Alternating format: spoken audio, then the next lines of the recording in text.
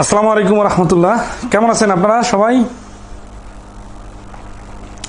9টার সময় ক্লাস ভুলে গেছে নাকি কেউ? 9টার সময় করে ক্লাস হবে, কারণ এখন রাত 11টা, মানে অনেক বেশি রাত। এই কারণে একটু আর্লি শুরু করতে হচ্ছে। তো যাই হোক, আমরা শতকরা 4 নম্বর ক্লাস করবো আজকে। 4 নম্বর ক্লাসে আমরা 6 নম্বর পদ্ধতি থেকে শুরু করব, শতকরা কম বা বেশি। এর আগের ক্লাসগুলো সম্বন্ধে আপনাদের একটু অবজারভেশন শুনতে চাচ্ছি। আমাদের বইয়ে কিন্তু 300টারও বেশি ম্যাথ আছে, এই জন্য আমি অনেকগুলো ম্যাথ একটু স্কিপ করি।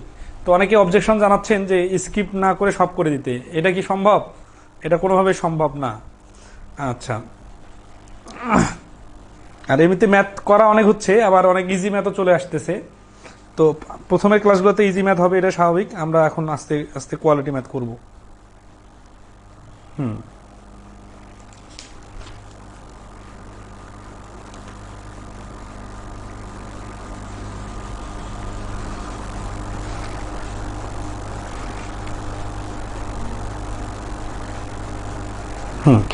ওকে, তাহলে 6 নম্বর পদ্ধতি শুরু করবো আমরা। 6 নম্বর পদ্ধতির আপনারা দেখেন 171 নম্বর অঙ্ক। এই 6 নম্বর পদ্ধতিটার নাম হচ্ছে শতকরা কম বেশি বা ছোট বড়। আচ্ছা, আমাদের ক্লাস শুরুর আগে কি কে অঙ্কগুলো রিডিং করছেন একবারও? আজকে শেষ হবে কিনা আপনারা একটু বই দেখবেন, তাহলে হবে। আজকে শেষ হবে না। খুশদিল ইসলাম উৎস চক্রবৃদ্ধির যে অঙ্কটা 166 নম্বর করতে বলতেছেন, ওইটা নিজে থেকে বুঝবেন শতকরা হিসাবে। আর যদি না বুঝেন তাহলে সুদ কষার ক্লাসে বুঝবেন। কারণ হচ্ছে কি, যে ওইটা তো সুদ কষা টাইপের অঙ্ক। আপনার ওইখানে শতকরার যে পয়েন্ট আমি ধরাই দিছি, ওইটা আগের অঙ্কের সাথে মিলাইলে বোঝার কথা। আর যদি না বুঝে থাকেন তাহলে সুদ কষা বোঝাইতে হবে আপনাকে। তো ওটা সুদ কষা অধ্যায় হবে। এটার মধ্যে তাহলে ধারাবাহিক ক্লাসগুলো পেছনের। আচ্ছা, যাই হোক, আসি। তাহলে 171 নম্বর বলছে যে কয়ের বেতন ক্ষয়ের বেতন অপেক্ষা 25 টাকা বেশি হলে ক্ষয়ের বেতন কয়ের বেতন অপেক্ষা কত টাকা কম। ঠিক আছে, তাহলে কয়ের বেতন বেশি, তার মানে এখানে কিন্তু এই অঙ্কটা সোজা, অনেকের অ্যান্সার মুখস্থ আছে, বাট আমরা সিস্টেমটা জানবো। কয়ের বেতন বেশি কার থেকে? ক্ষয়ের থেকে। কত পার্সেন্ট বেশি? 25% বেশি। 25% বেশি বলার কারণে আমরা একটাকে 100 ধরলাম, আর একটা পেয়ে গেলাম 125। তাহলে দেখেন, আমরা দেখতেছি যে ক 125, খ 100। এখন সিরিয়াসলি খেয়াল করেন, এখানে যে টার্নিং পয়েন্ট আমরা শিখবো, সেটাই পরবর্তীতে অনেকগুলো অঙ্কে আমাদের অ্যান্সার দিবে। সেটা হচ্ছে যে এইখানে কিন্তু একটা মাঝখানে গ্যাপ আছে। এই গ্যাপটা কত? গ্যাপটা হচ্ছে 25-এর। এই যে যখন আমি 100-এর দিক থেকে হিসাব করতেছি, তখন আমি বলতেছি 100-তে 25 বেশি, এই কারণে 125।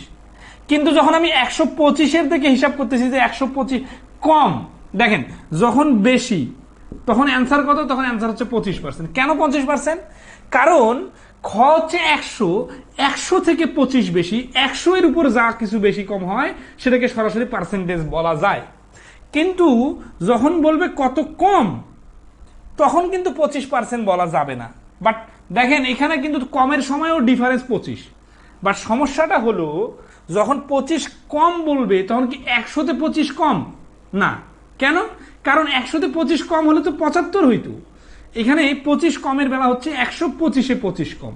তাহলে 125-এ যেটা 25, সেটা তো 25% বলা যাবে না, কারণ আমরা ক্লাসের শুরু থেকে শিখে আসতেছি পার্সেন্টেজ হচ্ছে 100-এর উপর যেটা হিসাব হয়। তাহলে 100-তে কত? 100-তে হচ্ছে 20%। তাহলে এই প্রশ্নটার অ্যান্সার হচ্ছে 20%। তাহলে আমরা যেটা বুঝলাম যে এক পাশ থেকে হিসাব করলে যে পার্সেন্টেজ হয়, আরেক পাশ থেকে হিসাব করলে ভিন্ন পার্সেন্টেজ হয়। এইটা নির্ভর করে আপনি কোন পাশ থেকে দেখতেছেন। আপনি এক পাশ থেকে দেখলে একরকম দেখবেন, আরেকজন উল্টা পাশ থেকে দেখলে আরেক রকম দেখবে। তাহলে এই রকম অঙ্কগুলাকেই আমরা ক্যালকুলেশনে নিয়ে আসব। সেটা হচ্ছে যে দেখেন 172 নম্বর অঙ্কটা দেখেন। 172 নম্বর বলতেছে যে এর বেতন বি এর বেতনে 20% বেশি। 20% বেশি মানে আমরা শুনেই বুঝতেছি একটা 100, একটা 120। কিন্তু যখন এই দেখেন 100 থেকে 20 বেশি হয়ে আর একটা হচ্ছে 120, কিন্তু যখন কম বলবো তখন 20 কম। কিন্তু এই 20 কম 100-তে 20 কম নাকি 120-এ 20 কম? 120-এ 20 কম মানে হচ্ছে এই যে 120-এর উপরে এইভাবে 20 দিতে হবে। লিখে করলে কি হবে? লিখে করলে লিখতে হবে 120-এ কম সমান সমান 20, 1-এ কম সমান সমান আর 100-তে কম। এইভাবে করলে ক্যালকুলেশন হবে। আর যদি এইখানে এইরকম আমরা শর্টকাটে করতে চাই, তাহলে কি করবো? 120-এ 20 ডাইরেক্ট শর্ট করার সূত্র অনুযায়ী। আবার প্র্যাকটিক্যালি দেখি যে 120-এ 20 মানে হচ্ছে 6 ভাগের 1 ভাগ। 6 ভাগের 1 ভাগ হলে 16 সমস্ত 3-এর 2% হয়। ঠিক আছে, তাহলে এটা প্রশ্নের অ্যান্সার হচ্ছে ঘ, 16 সমস্ত 3-এর 2%। 6 16 96 ওই হিসাবে। আচ্ছা, আশা করি সবাই ধরতে পারছেন। তাহলে 173 স্কিপ করলাম, 174 নম্বরটা দেখি। 174 নম্বর বলছে যে এক ব্যক্তি তার স্ত্রীর বয়সে 10% বড়। এই যে 10% বড়, 174 নম্বর অঙ্ক নাই? আচ্ছা, সমস্যা নেই, 175 করে দিই। 175 নম্বর দেখেন, 175 বলছে যে যদি 150-এর 60% বৃদ্ধি পেয়ে এবং x% কমে 192 হয় তাহলে x এর মান কত? আর 174 নম্বর অঙ্ক যেটা বললাম যে 10% বড়, 174 নম্বর দেখেন, আমি ওই স্ক্রিনে দেখতে হবে না, এটা 174 নম্বরটা আমি মুখে বলতে দিই। একজন ধরা আছে 10% বড়, তার মানে কি? তার মানে একটা 100 হলে একটা 110, তাহলে কত পার্সেন্ট কম? কম যখন বলবে তখন তো আমরা এই পাশ থেকে আসবো, তাই না? 110-এ 10 কম 100-তে কত, এটা ক্যালকুলেশন করলে 9 সমস্ত ভগ্নাংশ আসবে আর কি। তো এটা তো এক্স এর কোনো কাজে নাই, এখানে জাস্ট এখানে নাম দিছে x% কম, এই যে এইটাই পার্সেন্টেজ কম। ঠিক আছে, ওকে। তাহলে 75 নম্বরটা এখন দেখেন। 75 নম্বরে বলতেছে যে যদি 150-এর 60% বৃদ্ধি পেয়ে এবং x% কমে 192 হয়। খুবই ইন্টারেস্টিং একটা অঙ্ক। 175-এর 60% বাড়বে, বাড়ার পরে যেটা হবে এইটা থেকে আবার কমবে। কত কমবে? x% কমবে। কমার পরে যে এটা হবে এটার নাম কি? এইটার নাম হচ্ছে 192। তার মানে আগের বার একবার বাড়া কমা নিয়েই কাজ হচ্ছিল, কিন্তু এবার 2 বার বাড়া কমার কথা বলছে। প্রথমটা এবং 2 বার বাড়া কমার পরে যে রেজাল্টটা আসবে সেই রেজাল্টটা দেওয়া আছে। আমাদের অ্যান্সার বাইর করতে হবে কোনটা? আমাদের অ্যান্সার বাইর করতে হবে এই যে বলছে যে এক্স এর মান কত। তাহলে এই যে এখানে যখন কম ছিল তখন কত পার্সেন্ট কমছে, এই অ্যান্সারটা আমাদেরকে বাইর করতে হবে। তাহলে দেখেন 60% বৃদ্ধি, তাহলে 150-এ 60%, তাহলে 150-এর যদি 60% বাড়ে, 60% মানে কত? 100-তে 60, তাহলে 150-তে হবে 90। তাহলে 90 যদি বাড়ে তাহলে 150টা 90 বেড়ে হয়ে যাবে 240। এই 240 কি অ্যান্সার? না, 240 থেকে এখন কমবে, x% কমে যাবে, কমে যে হবে কত? 192। তাহলে 240 থেকে কত পার্সেন্ট কমলে 192 হবে? তাহলে আমরা লিখি যে কমে। কমে কত? 240 মাইনাস 192, তাহলে এই যে 48 কমে। তাহলে কমার পার্সেন্টেজ কত? 240-এ কমতেছে 48, তাহলে 100-তে কত? তাহলে এই শূন্য কাটা, 24 দুগুণা 48, 10 দুগুণা 20। তার মানে দেখেন 240 আর 192-এর মাঝখানে যে কমাটা, এটা হচ্ছে 48। এখন কততে 48 কমলো? পার্সেন্টেজ যেহেতু আমাদের x% আছে, পার্সেন্টেজ বাড়ি করতে হবে। তাহলে 240-এ কমলো 48। তাহলে শতকরা বাড়ি করার সিস্টেমে আমরা কি করলাম? নিচে 240, উপরে 240-এ কমে 48 গুণন 100 সমান 20%। তার মানে যেটার মান 48 সেটার মান পার্সেন্টেজে যদি হিসাব করি তাহলে 20%। তাহলে এখানে যেহেতু x দেওয়া আছে তাহলে x ইকুয়াল টু হবে 20%। তাহলে x এর ভ্যালু হচ্ছে 20। সবাইকে ক্লিয়ারলি ধরতে পারছেন কিনা বলেন? তাহলে 175 অঙ্কের নাম্বার, আমি ওটাকে সংখ্যা বলে দিছি, হ্যাঁ সমস্যা নাই। তাহলে 175 নম্বর অঙ্ক হচ্ছে অ্যান্সার, x এর ভ্যালু হচ্ছে 20। ওকে, নেক্সট আসি 176। ক্লিয়ার? 175 নম্বর অঙ্কটা কি ক্লিয়ার সবাই? 176 নম্বর অঙ্ক দেখেন।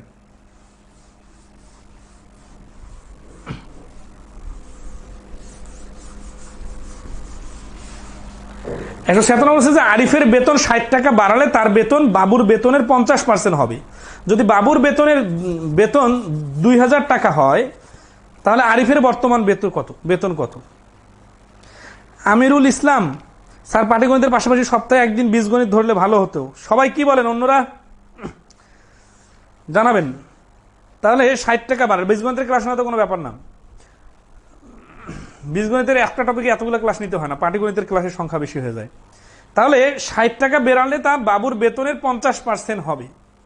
যদি বাবুর বেতন 20,000 টাকা হয় তবে আরিফের বেতন কত? সংখ্যা অধ্যায় এগুলো অঙ্ক আমরা করছিলাম যে এগুলা মুখোমুখি করা যাবে। এখানে যেহেতু টাকার পরিমাণটা দেওয়াই আছে, তাহলে মুখোমুখি কিভাবে হবে? ধরেন আছে আরিফের বেতন একটা আছে, এটা কত জানি না, এই বেতনের সাথে 60% যোগ হলে যেটা হবে, সরি 60 টাকা, 60% না, 60 টাকা যোগ করলে এটা হবে কার? এই বাবুর বেতনের 50% হবে। তাহলে এই যে 60 টাকা যোগ করার পরের টাকাটা 50%। এখন বলতেছে কি যে যদি বাবুর বেতন 2000 টাকা হয়, তাহলে বাবুর বেতন আবার হচ্ছে 2000 টাকা। তাহলে বাবুর বেতন যদি 2000 টাকা হয়, এর 50% হচ্ছে 1000 টাকা। 60 টাকা যোগ করার পরে যদি 1000 টাকা হয়, তাহলে 60 টাকা যোগ করার আগে ছিল 940 টাকা, কারণ 940 আর 60 যোগ করলে 1000 হয়। তাহলে এখানে কিন্তু সমীকরণ ধরার দরকার নাই, ঠিক আছে? ওকে, তাহলে নেক্সট আসি আমরা। খুব ইন্টারেস্টিং একটা অঙ্ক, 177 নম্বর অঙ্কটা দেখেন। 176 ক্লিয়ার কিনা একটু জানাবেন।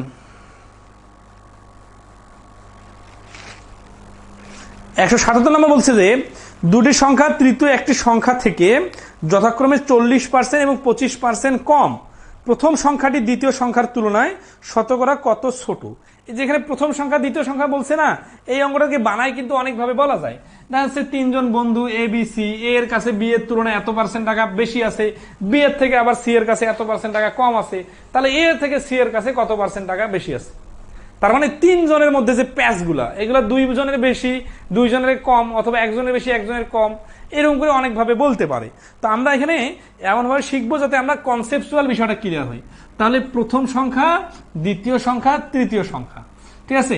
এখন আসি, এখানে বলতেছে যে দুটি সংখ্যা তৃতীয় সংখ্যা থেকে যথাক্রমে, তাহলে দুটি সংখ্যা মানে কি? এই প্রথম সংখ্যাটা আর দ্বিতীয় সংখ্যা, এই দুটা সংখ্যা 3 নাম্বার সংখ্যাটার থেকে, এইটার থেকে, তার মানে এই দুইটার তুলনা করতেছে তৃতীয়টার থেকে, ঠিক আছে?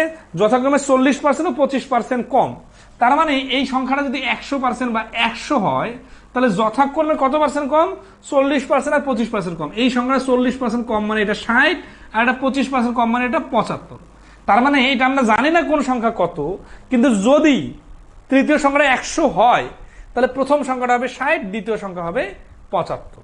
এটা যদি 100 না হয়, যদি মান দেওয়া থাকতো, তাহলে তো আমাদের জন্য আরো সুবিধা, তখন আমরা পার্সেন্টেজ হিসাব করে ক্যালকুলেশন করতাম। এখন মান দেওয়া নেই, এই জন্য আমরা ইচ্ছা মতো 100 ধরে করতেছি, ঠিক আছে? এখন বলছে প্রথম সংখ্যাটি দ্বিতীয় সংখ্যাটির তুলনায় শতকরা কত ছোট।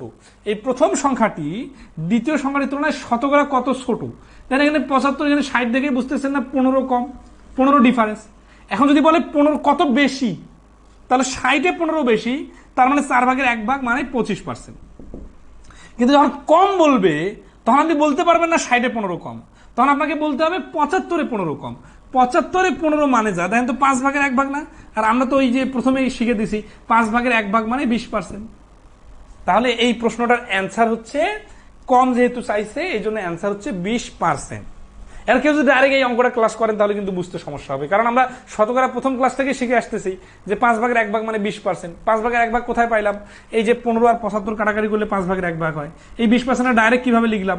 এটার সাথে 100 গুণ করা মানে যা 20% মানে তা। তো এই জিনিসটা তো বারবার বলার সময় নাই, সুযোগ নাই, ঠিক আছে? ওকে,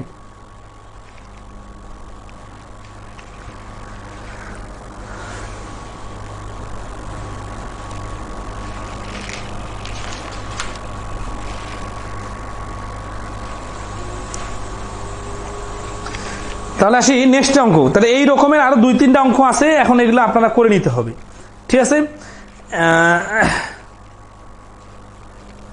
181 নম্বর অঙ্কটা দেখেন। ক্লিয়ার তো না যেটা বোঝাইলাম? এখন ধরেন আছে যেটা বোঝাইলাম, এইরকম করে আরো অঙ্ক ছিল। এখন এই অঙ্কগুলো তো আপনারা পারার কথা। 179 নম্বরটাকে দেখো তো, 179 নম্বরটা, 179 নম্বরটা আপনারা পারবেন। 179 নম্বর হচ্ছে যে দুই দ্রব্যের মূল্য তৃতীয় দ্রব্যের মূল্য অপেক্ষা 60% ও 20% বেশি। বেশি, তাহলে তৃতীয়টা যদি 100 হয়, এটা 60% বেশি 160, এটা হচ্ছে 20% বেশি মানে 120। আচ্ছা, এখন কি বলছে? তবে দ্বিতীয় দ্রব্যটি প্রথম দ্রব্যের শতকরা কত অংশ, ঠিক আছে না? কত অংশ, এখানে কিন্তু বলে নাই কত বেশি বা কত কম। ধরেন একজনের কাছে 20 টাকা আছে, আর একজনের কাছে 10 টাকা আছে, সরি একজনের কাছে আছে ধরেন 15 টাকা। সিরিয়াসলি খেয়াল করেন, এখন এ আর বি, এর তুলনায় বি এর কাছে কত কম আছে, কমের যদি পার্সেন্টেজ চায় তাহলে 20-এ এখানে কম আছে 5 টাকা, 20-এ 5 মানে হচ্ছে 4/1 মানে 25%। কিন্তু এই কম না বলে যদি বলে যে এর তুলনায় বি কত পার্সেন্ট, তখন এই বি এর 15 পুরোটাই নিয়ে হিসাব করতে হবে। তার মানে 20-এর উপরে 15 গুণন 100। তাহলে এটা নির্ভর করতেছে কিভাবে প্রশ্নটা বলতেছে তার উপর। তাহলে এখন আপনারা 179 নম্বর প্রশ্নের শেষের অংশটা একটু ভাবেন যে তবে দ্বিতীয় দ্রব্যটি প্রথম দ্রব্যের কত শতাংশ, কত শতাংশ বলছে, বলে নাই যে কত শতাংশ কম বা বেশি। তাহলে এটা 160 হলে 120, তার মানে ডাইরেক্ট 160-এর উপর 120 গুণন 100, শূন্য, এটা 43-এ 120, 47-এ 180, 160, তাহলে 25, 3 25-এ 75। আর দেখেন তো মুখোমুখি করা যায় না, 160 আর 120-এর রিলেশনটা কি, 4/3 4/3 মানে হচ্ছে 75%। তাহলে এখানে কিন্তু মাঝখানে গ্যাপ যে 40 আছে ওইটা নিয়ে হিসাব হবে না। কেন হবে না? কারণ প্রশ্নে বলে নাই যে কম বা বেশি, এটা বলে নাই। ঠিক আছে, তাহলে এই প্রশ্নের অ্যান্সার হচ্ছে 75%।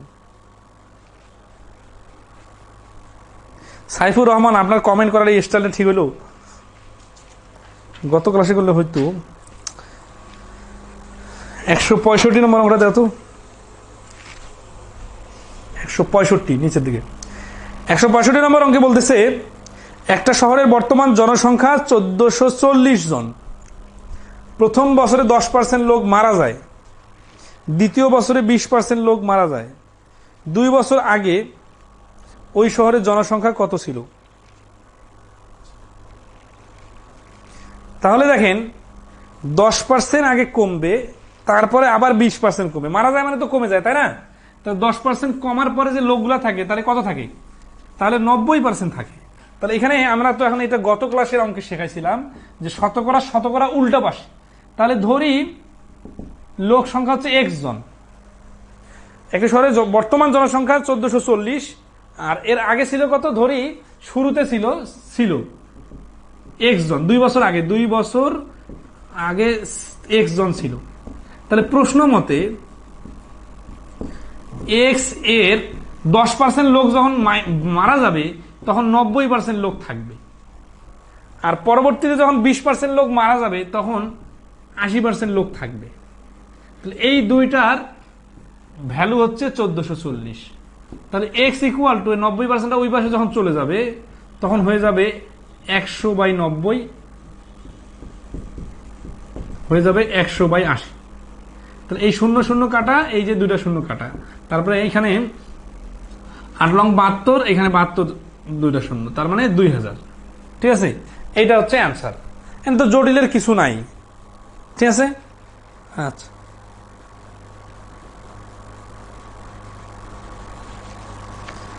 আর এটা মুখোমুখি করার সিস্টেমটা কি, এটা আমরা লাভ ক্ষতি অধ্যায়ে দেখবো যে এইখানে 10% কমলো, এই যে এইটা সিস্টেমটা এরকম 90% আর 80%, এই যদি আমরা গুণ করি তাহলে কি হয়? 8 লং 72, এই যে এখানে একটা 0 আছে, এখানে একটা 0 আছে, আর একটা পার্সেন্টেজ আছে। তার মানে কি, এইটার নিচে একটা 100 ছিল আর এটার নিচে একটা 100 ছিল, আর এখানে একটা 7200, মানে এই দুইটার হিসাবটা এরকম যে এইরকম দুইটা 100 আর দুইটা উপরে 7200। তাহলে একটা 0 2টা 0 কেটে দিলাম, তাহলে থাকে কত? 72/100। 72/100 মানে হচ্ছে 72%। তার মানে এই অঙ্কটাতে এইরকম 72% ইকুয়াল টু 1440, এটা লেখা যাইতো। কিন্তু এইভাবে ভাবার দরকার নাই, এটা আমরা একটু পরে শিখবো যে শতকরার হ্রাস বৃদ্ধির যে অঙ্কগুলো আছে, যে একবার 10% কমলে 90 হয়, 90-এর 20% কমা মানে 18 কমে যাবে, 18 কমে গেলে থাকবে 72%। তো এখানে 72% যদি 1440 হয় তাহলে 72-এর ডাবল, তাহলে 100%-এর ডাবল হবে 200, আর এই শূন্যটা ক্যারি করে হয়ে যাবে অ্যান্সার 2000। এটা হচ্ছে মুখোমুখি করার টেকনিক। ঠিক আছে,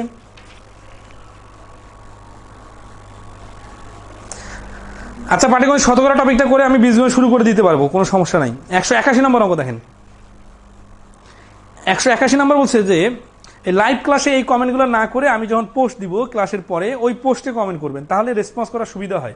নাহলে ক্লাসের সময় রেসপন্স করলে তো ক্লাসের মানে মজাটা কমে যাচ্ছে। ঠিক আছে, 181 বলছে যে ছোটনের বেতন গত মাসে 9% বৃদ্ধি পাওয়ার পর সে দেখলো যদি তার বেতন 9% না বেড়ে 11% বৃদ্ধি পেত তাহলে তার মাসিক বেতন 72,150 টাকা হতো। ছোটনের বর্তমান মাসিক বেতন কত? তাহলে এখানে দেখেন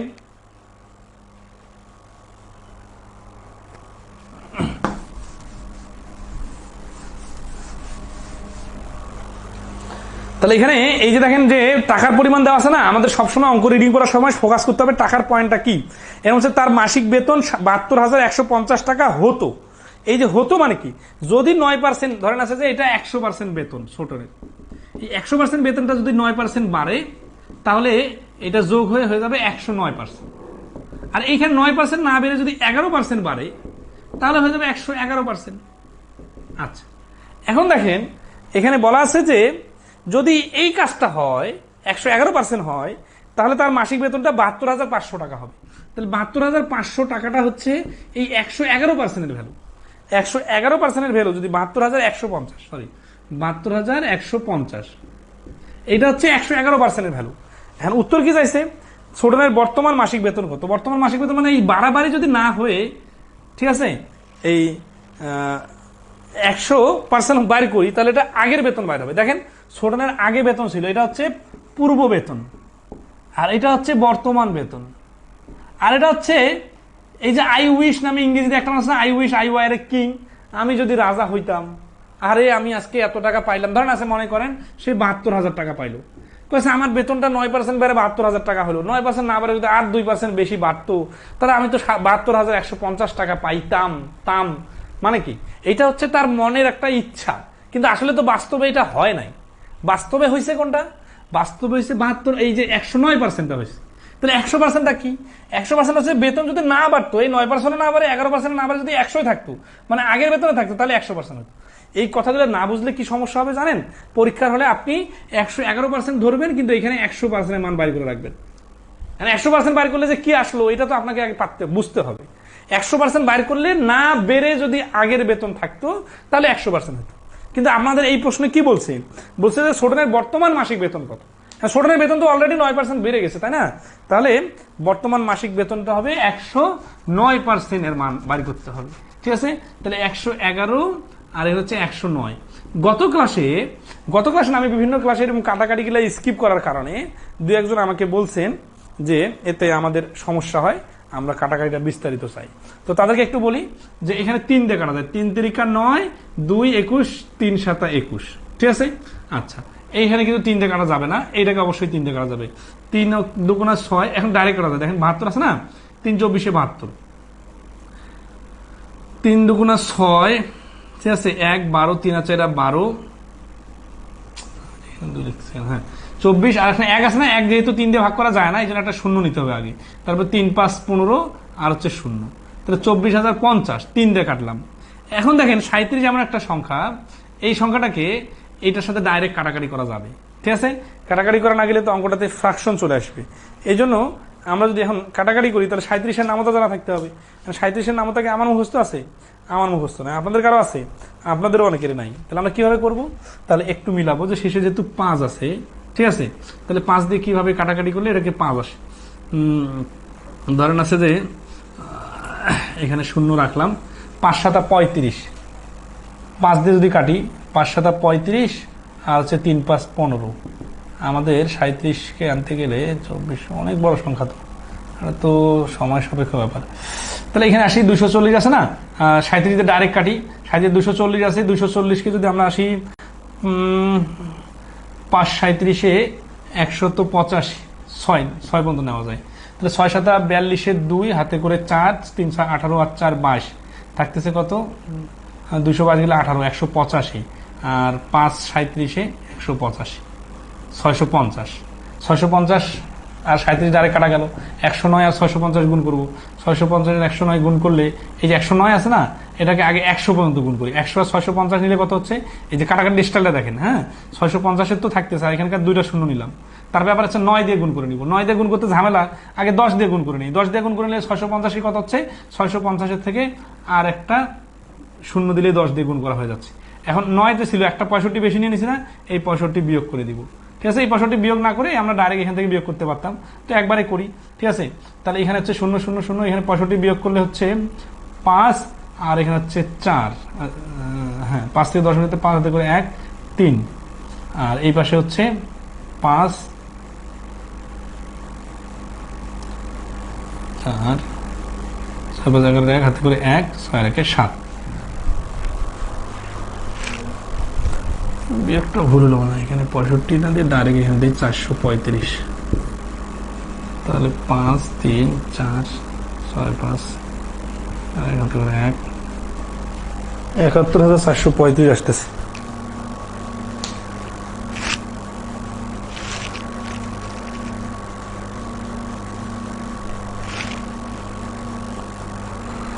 ও 109 650।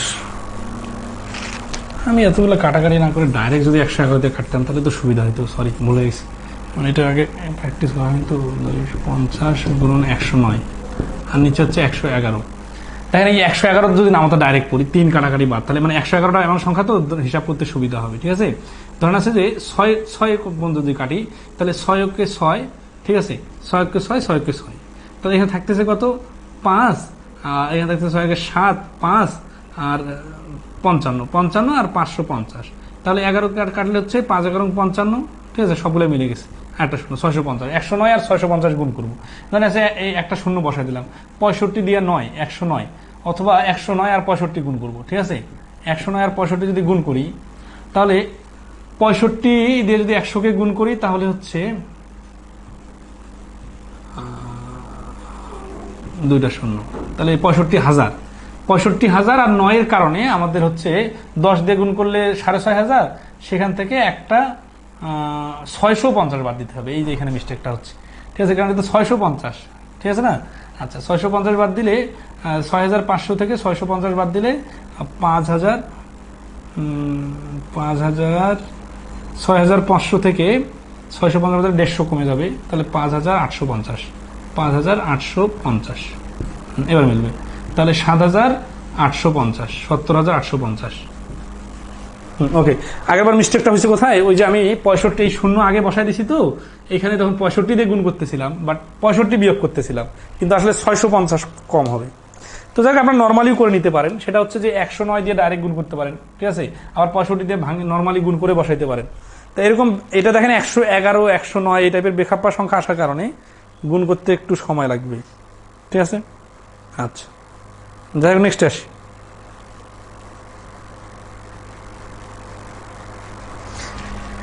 এগুলো স্কিপ করতে চাই, স্কিপ করতে যে একজন মানে অনেক লম্বা কমেন্ট দিছে গ্রুপে, এটা তো ডাইরেক্ট বসায় দেওয়া যায়, আপনারা এগুলো করে নেবেন। ঠিক আছে, আসি।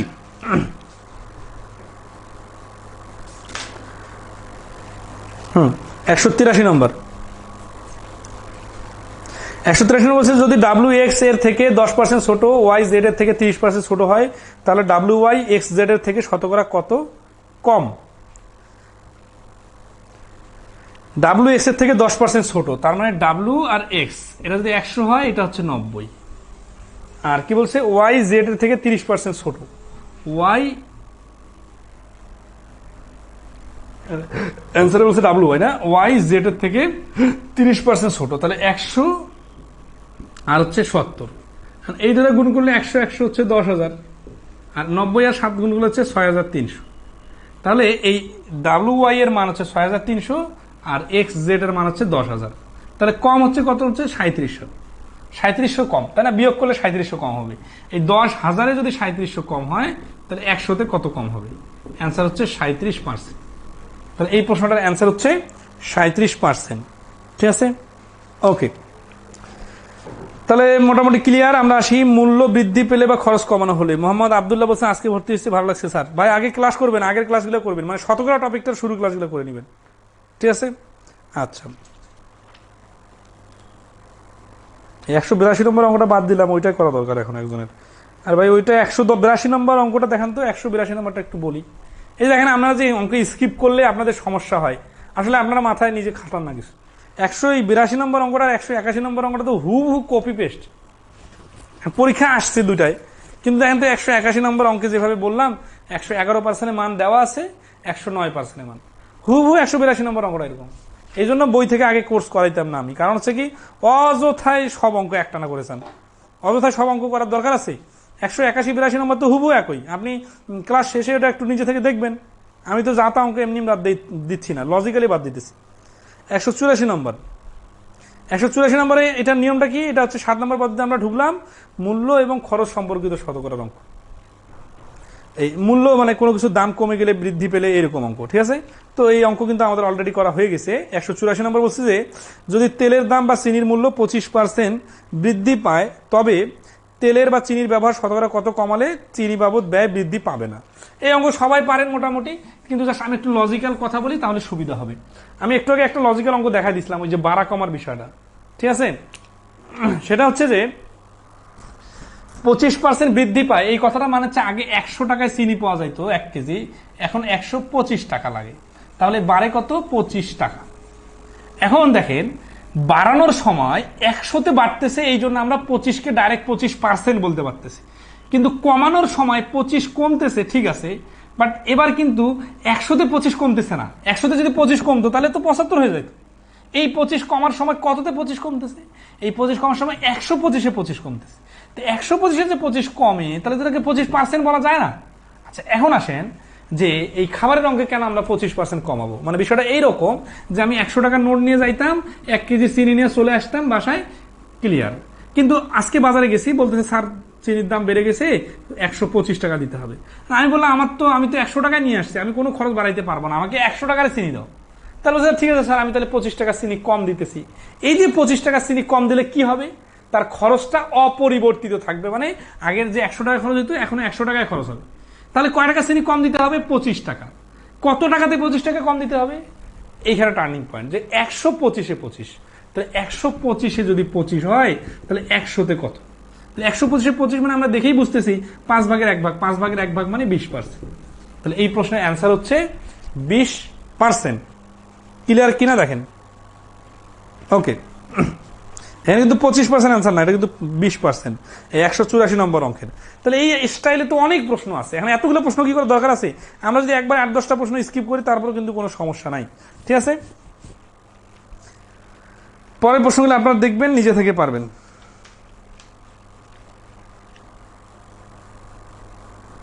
বাড়ার ক্ষেত্রে একই রকম দেখেন, 41তম বিসিএস এই প্রশ্নটা আসছে, 189 নম্বর প্রশ্নটা দেখেন। মানে মূল থিমটা ধরতে পারতে হবে। 189 নম্বর প্রশ্ন বলছে চিনির মূল্য 10% কমে যাওয়ায়। কমে যাওয়ায় মানে কি? কমে যায় মানে আগে যে চিনিটা 100 টাকায় পাওয়া যেত সেটা এখন 90 টাকায় পাওয়া যাচ্ছে। কমে গেলে এখন মানুষ বেশি খায় না। এখন বলছে যে চিনি বাবদ শতকরা ব্যবহার কত বাড়ালে চিনি বাবদ খরচ একই থাকবে। একই থাকবে মানে আমার এখন 90 টাকা লাগতেছে, আমি বলছি না 90 টাকা না 100 টাকায় আমি খরচ করব। তার মানে আমি কয় টাকা খরচ বাড়াইতে পারবো? 10 টাকা। কিন্তু এই কমার সময় 10 টাকাকে 10% বলা যাচ্ছিল, কারণ 100 থেকে কম ছিল। কিন্তু এখনো 10 টাকায় বাড়াইতে হবে, কিন্তু এই 10কে 10% বলা যাবে না। কেন যাবে না? কারণ এই 10 টাকা যে বাড়াবো এটা তো 100-তে 10 না, এটা 90-এ 10। তাহলে 90-এ 10 মানে 9 ভাগের 1 ভাগ, তাহলে 100-তে কত? তাহলে আসি 9 দিয়ে 100-কে ভাগ করলে 9 11 99, 99 আর 9-এর 1, তার মানে 11 সমস্ত 9-এর 1%। এই মূল থিমটা বুঝে গেলে এরকম যে কোনো অঙ্ক পারা যাবে, ঠিক আছে।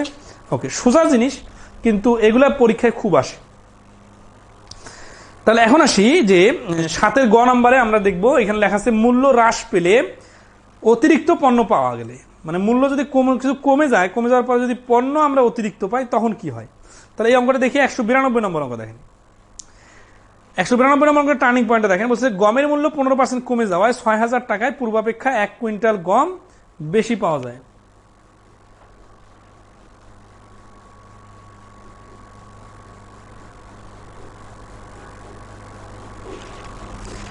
তাহলে 1 কুইন্টাল বেশি গম পাওয়া যায়, 1 কেজির বর্তমান মূল্য কত? ওকে,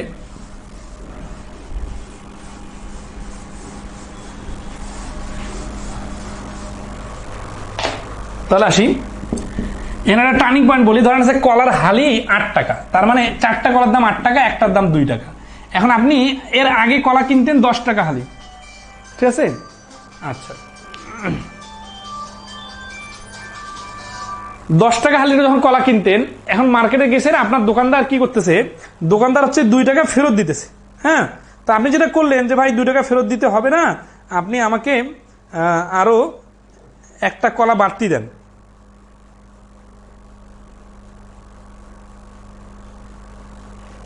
তো একটা কলা যখন বাড়তি দিবে, তখন 10 টাকা কলা আপনি 10 টাকা নোট নিয়ে গেছেন মার্কেটে, এখন যা দেখতেছেন কলার দাম কমে গেছে, এখন 8 টাকা হালি।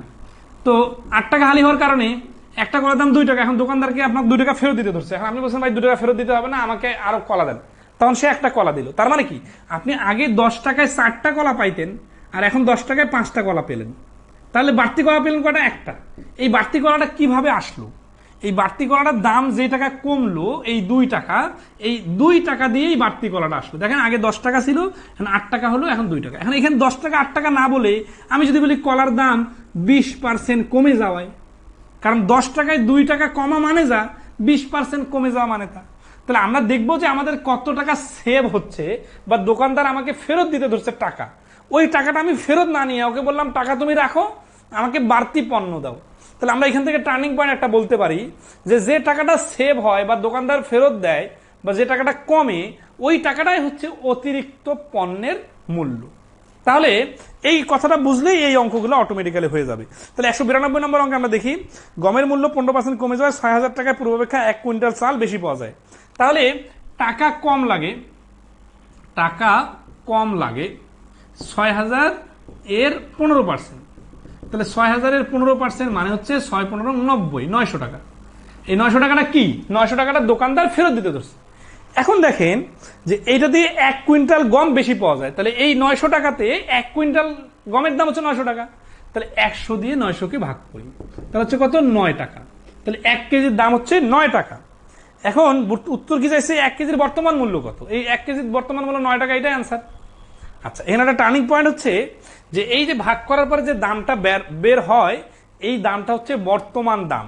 কারণ এই দাম কমে যাওয়ার পরে তো নতুন দামটা হচ্ছে হ্রাসকৃত দাম, এই জন্য দাম কমে না গেলে তো অতিরিক্ত পণ্য পাওয়া যাইতো না। তাহলে বর্তমান দামটা হচ্ছে হ্রাসকৃত কম দাম। ঠিক আছে, ওকে। তাহলে আসি নেক্সটে।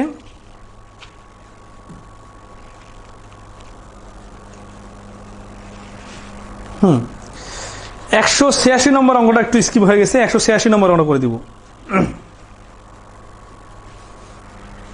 192 নম্বরটা ক্লিয়ার না?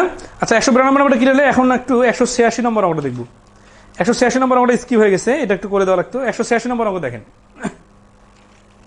186 নম্বর করলে 187 নম্বরটা বুঝবেন। সবাই তো বলা দরকার ছিল যে 186 নম্বরটা করে দেন, কারণ 186 নম্বর অঙ্কটা আগের গুলোর সাথে একটু ভিন্ন আছে। ঠিক আছে, 186 নম্বর বলছে যে চিনির মূল্য 25% বৃদ্ধি পায়, একটি পরিবার চিনি বাবদ তাদের খরচ এমন ভাবে হ্রাস করলো যাতে চিনি বাবদ তাদের খরচ মোটের উপর মাত্র 10% বৃদ্ধি পায়। ওই পরিবার শতকরা কতটুকু চিনি ব্যবহার কমিয়েছে? ঠিক আছে, আচ্ছা।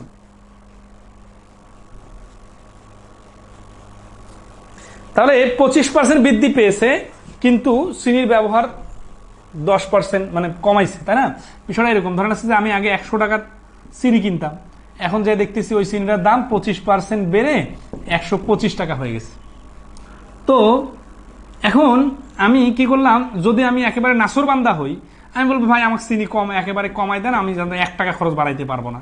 হয় না এরকম যে বাজারে গেছি দাম বেড়ে গেছে, আমি বলছি দরদাম এমন করছি না, আমি এই কয়েকদিন আগে নিয়ে গেলাম 100 টাকায়, 1 টাকা বেশি দিতে পারবো না। তাহলে হচ্ছে এটাকে বলে খরচ অপরিবর্তিত। আমি যদি নাসরবান্দার লোক না হই, আমি বলছি ভাই আমি একটু দাম বেশি দিতে পারবো, কিন্তু এত টাকা বেশি দিতে পারবো না, আমি মাত্র 10% টাকা বেশি দিতে পারবো। তার মানে কি, আগে যে জিনিসটার দাম 100 টাকা ছিল, এখন আমি এটাতে 110 টাকা দিতে রাজি হয়েছি। এখন দোকানদার বলছে ঠিক আছে, আপনি যেহেতু 10 টাকা বাড়ায় দিবেন, এই কথাটাকে কি বলা হয়? এই কথাটাকে বলা হয় মোটের উপর 10% বাড়ছে। প্রশ্নটা পড়েন কিন্তু, যে মোটের উপর 10% বৃদ্ধি পায় খরচ, তার মানে কি আগে খরচ হইতে 100 টাকা, আর এখন 10% বৃদ্ধি হওয়ার কারণে 110 টাকা খরচ হইতে রাজি হয়েছে। কিন্তু দাম তো আর সে যতটুকু অ্যাবিলিটি বাড়ছে ততটুকু দাম বাড়ে না, দাম তো আরো অনেক বেশি বেড়ে গেছে। তার মানে আপনার বর্তমান বাজারে আপনারা হিসাব করে দেখেন যে অনেক কিছুর দাম অনেক বেড়ে গেছে। এখন আপনি আপনার খরচও একটু বাড়ায় দিচ্ছেন, কিন্তু তারপর আপনি কুলাইতে পারতেছেন না, কারণ এত বেশি দাম বেড়ে গেছে যে আপনি খরচের টাকা বাড়ায় দেওয়ার পরেও আপনার খাওয়াও কমায় দিতে হচ্ছে। তাহলে এটাই হচ্ছে এই অঙ্কের টার্নিং পয়েন্ট। এটা প্র্যাকটিক্যালের সাথে খুব মিল আছে যে 125 টাকা দাম হয়ে গেছে আর আপনার অ্যাবিলিটি আছে 110 টাকা পর্যন্ত দেওয়ার, তাহলে আপনাকে কমাইতে হবে কত? 15। এইখানে হচ্ছে টার্নিং পয়েন্ট। আগের অঙ্কগুলোতে কি হচ্ছিল, যতটা বাড়ছে ততটা কমাই দিতে হবে, কিন্তু এবার আপনাকে ততটা কমাই দিতে হবে না, কারণ আপনি এবার খরচও বাড়াই দিচ্ছেন একটু দাম, তাহলে আপনাকে কমাইতে হবে 15 টাকা। তাহলে কমাতে হবে কত? 125 মাইনাস 110 সমান সমান 15। এখন বলেন যে 15 টাকা কমাইতে হবে কততে? 15 টাকা কমাইতে হবে। 125-এ 15 টাকা কমাইতে হবে। 125-এর 15 টাকা কমালে 100-তে কত? 4-25-এ 100, 5-25-এ 125, 3-5 15, 3-4 12, তাহলে 12% হচ্ছে এই প্রশ্নের অ্যান্সার। এই প্রশ্নের ভাষাটা একটু খুব সিরিয়াসলি 2-3 বার রিডিং করবেন যারা অঙ্কটা ক্লাসটা দেখলেন, ঠিক আছে? কারণ হচ্ছে যে অঙ্কটাতে বলছে যে 25% দাম বৃদ্ধি পাওয়ায় একটা পরিবার এমন ভাবে খরচ বাড়ালো যাতে তাদের মোটের উপর খরচ 10% বাড়ে, তাহলে ব্যবহার কত পার্সেন্ট কমবে? এখন কথাটা কিন্তু আপনার আগের অঙ্কগুলোর সাথে পড়তে বেশি সহজ সরল অঙ্ক করে করে এই অঙ্ক দেখলে আপনার কিন্তু মাথা গরম হয়ে যাবে। অথচ অঙ্কটা কিন্তু খুবই প্র্যাকটিক্যাল এবং বাস্তবতার সাথে মিল আছে এবং এরকম প্রশ্ন আসে, ঠিক আছে? সেটা হচ্ছে যে আপনি খরচ 10% বাড়ায় দিতে চাচ্ছেন, এই জন্য 100 টাকা খরচ আপনি 110 টাকা করবেন, কিন্তু দাম অনেক বেশি বেড়ে যাওয়ার কারণে আপনাকে তারপরেও একটু খাওয়া কমাইতে হবে। সেই খাওয়াটা কতটুকু কমাবেন? এই ফাইনালি দাম আর ফাইনাল হচ্ছে দাম, এই দুই দামের মধ্যে কমাইতে হবে 15। কততে? 115 কমাইতে হবে 125। ওকে, আশা করি সবাই ক্লিয়ার।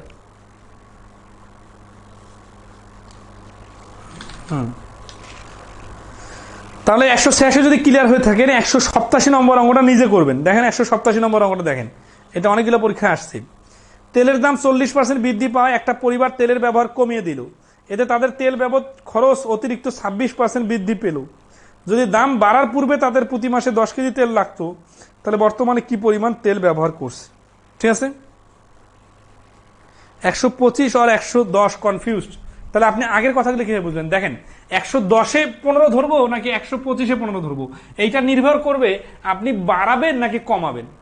যদি বলে বাড়াইতে হবে তাহলে 110-এ 15 বাড়াইতে হবে, 110-এ বাড়বে 15, তাহলে বাড়লে 125 হবে, তখন 110-এ 15। কিন্তু এখানে তো বলছে যে খরচ কমাইতে, মানে দাম খাওয়া কতটুকু কমাইতে হবে, কমানো মানে কি? তাহলে 125 থেকে আসে 110 করতে হবে, তাহলে 15 কমাইতে হবে। কততে 15 কমাইতে হবে? 125-এ 15। এখানে তো কমানোর কথা বলছে, এই জন্য 125-এ 15। আশা করি শিপন দাস ক্লিয়ার। তাহলে 187-টা নিজে থেকে করে নেবেন। হ্যাঁ, হুবহু একই রকমের অঙ্ক। আমরা ফিরে যাই আবার আগের অঙ্কে, 192 নম্বর করতেছিলাম। ওইখানে আমরা 6000-এর 15%। একজন বলছেন যে আবার স্যার কি ভাই কি বলতে বলেন বলেন? এমডি জাকারিয়া হোসেন জুয়েল, আসলে এগুলো কথা বললেও মনে হচ্ছে অনেকে মাইন্ড করতেছেন যে এত হাই গিয়ারে কেন এগুলো কথা বলতেছে। 6000-এর 15% লিখিয়ে 900 বাইর করছিলাম, তো ওইখানে আর কি নতুন কি বলবো? তাহলে এতগুলো শতকরা ক্লাস করে আপনি কি করলেন বলেন তো আমাকে একটু। আমার রাগ হওয়ার যথেষ্ট কারণ আছে কিনা যে 6000-এর 15% আবার লিখতে বলেন? না, সবার কথা শোনা যাবে না, কমেন্টে পড়া যাবে না মনে হচ্ছে।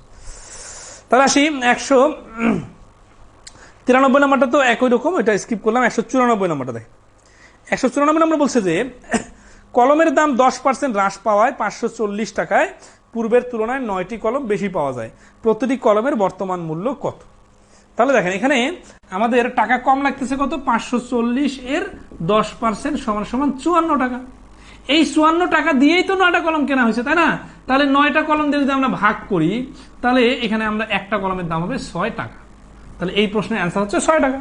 তাহলে এর থেকে আর সহজভাবে কি বলবো বলেন? ওকে, নেক্সট আসি। একই রকম অঙ্ক আছে 195 নম্বর। দেখেন এখানে একটা কলমের দাম 6 টাকা বাইর হয়েছে না? এখন বললো যে বর্তমানে 1 ডজন কলমের দাম কত। তো এই একটার দাম বাইর করা মানে যা 12 দ্বারা গুণ করে দিলেই তো 6টার দামও বাইর হয়ে যাচ্ছে। তার মানে পিছনে যদি লেজুর লাগাই তাহলে কঠিন হয় না, যদি আমি সিস্টেমটা ডেভেলপ করতে পারি। ঠিক আছে, তাহলে 195 নম্বরে বলতেছে যে আমের মূল্য 20% কমে যাওয়ায় বর্তমানে 12 টাকায় পূর্বাপেক্ষা 2টি আম বেশি পাওয়া যায়, 50টি আমের বর্তমান মূল্য কত? তো দেখেন 12 টাকা 20% কমতেছে। খেয়াল করেন সবসময় কমাটা কিসের সাথে লাগাচ্ছি বলেন তো? মোট টাকার সাথে লাগাচ্ছি। তার মানে 12 এর 20%, এইটা যদি বাইর করি তাহলে কি বাইর হবে? কয় টাকা সেভ হচ্ছে সেটা বাইর হবে। এই টাকা দিয়ে পূর্বাপেক্ষা 2টি আম বেশি পাওয়া যায়, তাহলে এই টাকাটার ভ্যালু হচ্ছে, যেটা বাইর হবে তাকে 2 দ্বারা ভাগ করতে হবে। 2 দ্বারা ভাগ করলে কি বাইর হবে? 2 দ্বারা ভাগ করলে একটা দাম বাইর হবে। এখন 50টি আমের বর্তমান মূল্য কত? 50টার দাম মানে 50 দ্বারা গুণ। এই কাজটা আমি এইভাবে করার কারণে অনেকে মাথা গরম হয়ে যায় যে ডাইরেক্ট কি করে লাগলো।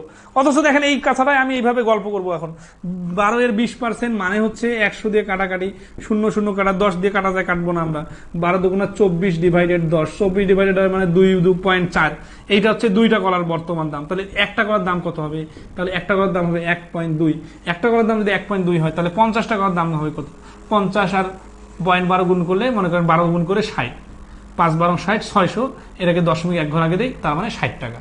তাহলে 50 টাকা হলো বর্তমান দাম 60 টাকা। এই যে কাজটা করলাম না, হুবহু এই কাজটাই এইভাবে করা যেত।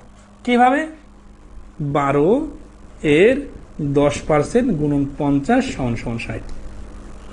12 এর 10% কেন? কারণ ওই 20% যদি দুইটার দাম হয় তাহলে একটার দাম 10% হবে। অথবা 12 এর 20% বাইর করে এইটাকে 2 দ্বারা ভাগ করে গুণ 50। মানে এখানে যেগুলো একটা করে করে করে করে তারপরে গেলাম, ওই কাজগুলো এখানে ডাইরেক্ট একবারে করলে কি সুবিধা হয়? একবারে করলে ডাইরেক্ট কাটাকাটি করা যায়। ঠিক আছে, এক লাইনে কাটাকাটি হয়, একটু মাথা খাটাইতে হবে। ওকে, আচ্ছা, আশা করি সবাই ক্লিয়ার। এরকম আরো অঙ্ক আছে, এগুলা আপনারা করে নেবেন, আমি স্কিপ করলাম। বর্তমান মূল্য পূর্ব মূল্য বের করা দেখবো এখন। ঠিক আছে, 198 নম্বর অঙ্কটাতে দেখে। আচ্ছা, 198 নম্বরটা করে দেওয়া আছে, তাহলে আমি একটা নতুন অঙ্ক করে দিই যেটা আপনার সুবিধা হবে। 199 নম্বরটা করে দিই। 199 নম্বরটা দেখেন, 198 আর 99 হুবহু একই অঙ্ক। আমি 198 করে দিলে 99 করে দিতাম না, 99 করে দিলে 98 করে দিতাম না। কিন্তু এখন অনেকে এটা স্কিপ করলাম কেন, বা অনেকে আবার জিজ্ঞাসা করেন ওটা। তাহলে ভাই আপনি তাহলে যেটা করতেছি এটা বর্তমানটা না দেখে আপনি ভবিষ্যৎটা দেখতেছেন বা অতীতটা দেখতেছেন কেন? আমি এখন যেটা করে দিব এইটাতে একেবারে ফুল মনোযোগ দিবেন। এইটা যদি ভালো করে বুঝেন, ডিজিটাল চেঞ্জ করে দিলে তো হাজার হাজার অঙ্ক বানানো যাবে। ঠিক আছে না? 199 নম্বর বলছে কি দেখেন, কলার দাম 20% কমে যায়, 12 টাকায় পূর্বাপেক্ষা 2টি কলা বেশি পাওয়া গেল। তার মানে আগের অঙ্কের সাথে তো হুবহু কপি পেস্ট মিল আছে। তাহলে লেজুর কোথায়? বর্তমানে একটি কলার দাম কত? বর্তমানে একটি কলার দাম কত? তাহলে বর্তমানে একটা কলার দাম চাইছে, তাই না? আচ্ছা, তাহলে দেখেন এখানে 12 এর 20% যদি আমরা বাইর করি তাহলে আমরা দেখব 2.4 আসবে। এটা হচ্ছে দুইটা কলার বর্তমান দাম। তাহলে একটা কলার দাম কত হবে? 1.2। এইটা হচ্ছে বর্তমান মূল্য। সিরিয়াসলি খেয়াল রাখবেন, বর্তমান মূল্য, কারণ এর দাম কমে গেছে তো এই জন্য বর্তমান মূল্য। এখন যদি বলে পূর্ব মূল্য কত, এই অঙ্কে পূর্ব মূল্য চায় না, এটা বিসিএস এর একটা প্রশ্ন, তো এটা পূর্ব মূল্য চায় না, কিন্তু আমরা তারপর পূর্ব মূল্য মনে করেন বাইর করতে বললাম আপনাকে। তাহলে পূর্ব মূল্যটা কিভাবে বাইর হয় এই লজিকটা দেখেন। সেটা হচ্ছে যে এখানে দাম কমছে কত? 20%। মনে করেন দাম কমার আগের গ্রাফটার পরের গ্রাফটা আমরা একটু ভাবি, যে এইটা যদি 100% দাম হয় তাহলে এইখানে 80%টা হচ্ছে, এটা হচ্ছে পূর্ব মূল্য। দাম কমছে কত পার্সেন্ট? 20%।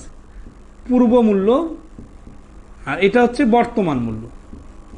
এরকম হবে না বিষয়টা? 100% ছিল আগে, 20% কমে যে 80% হয়ে গেছে। তাহলে আমরা যে বলতেছি 1.2 টাকা বর্তমান মূল্য, তাহলে দেখেন এখানে এই 80% ভ্যালু 1.2। না, আমাদের কি দরকার? পূর্ব মূল্য দরকার। পূর্ব মূল্য বাইর করতে কি বাইর করলে পূর্ব মূল্য বাইর হবে? 100% মান বাইর করলে। তাহলে আমরা লিখবো 80% সমান সমান 1.2, 1% সমান সমান এত, 100% সমান সমান এত।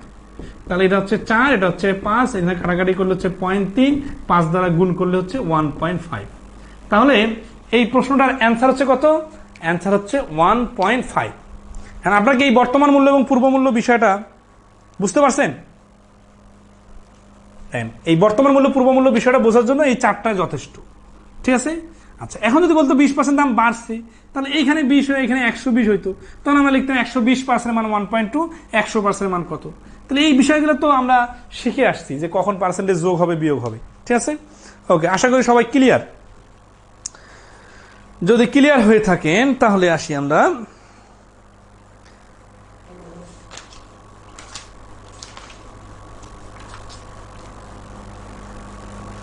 দুইশো নম্বর অঙ্কটা।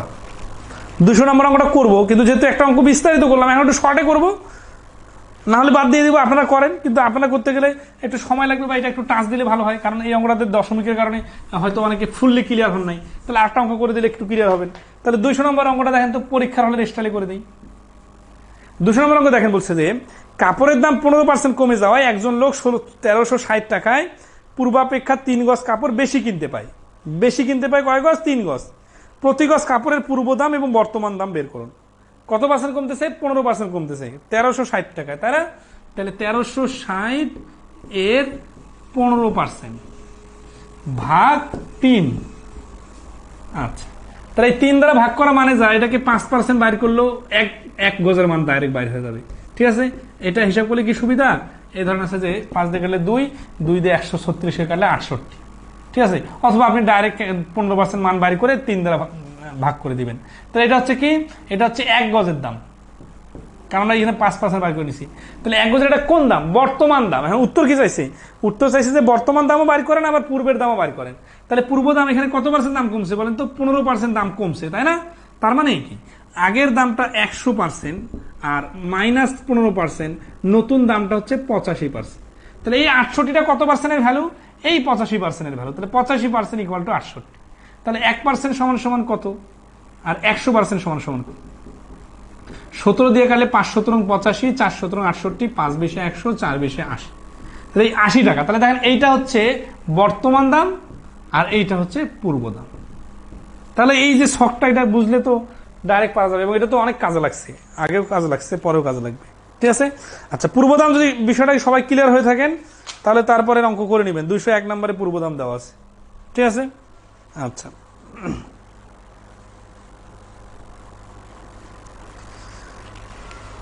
ওকে, নেক্সটে আসি আমরা। এবার মূল্য বৃদ্ধি পায় পণ্য কম পাওয়া গেলে। 202 নম্বর অঙ্ক দেখেন।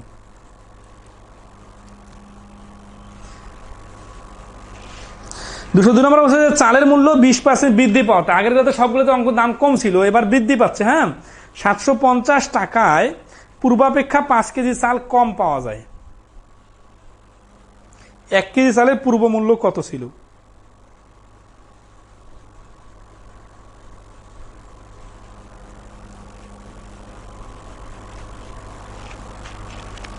তাহলে এখানে জটিল কিছু নাই, হুবহু একই রকম, জাস্ট হচ্ছে যে আমরা কিভাবে করবো দেখেন।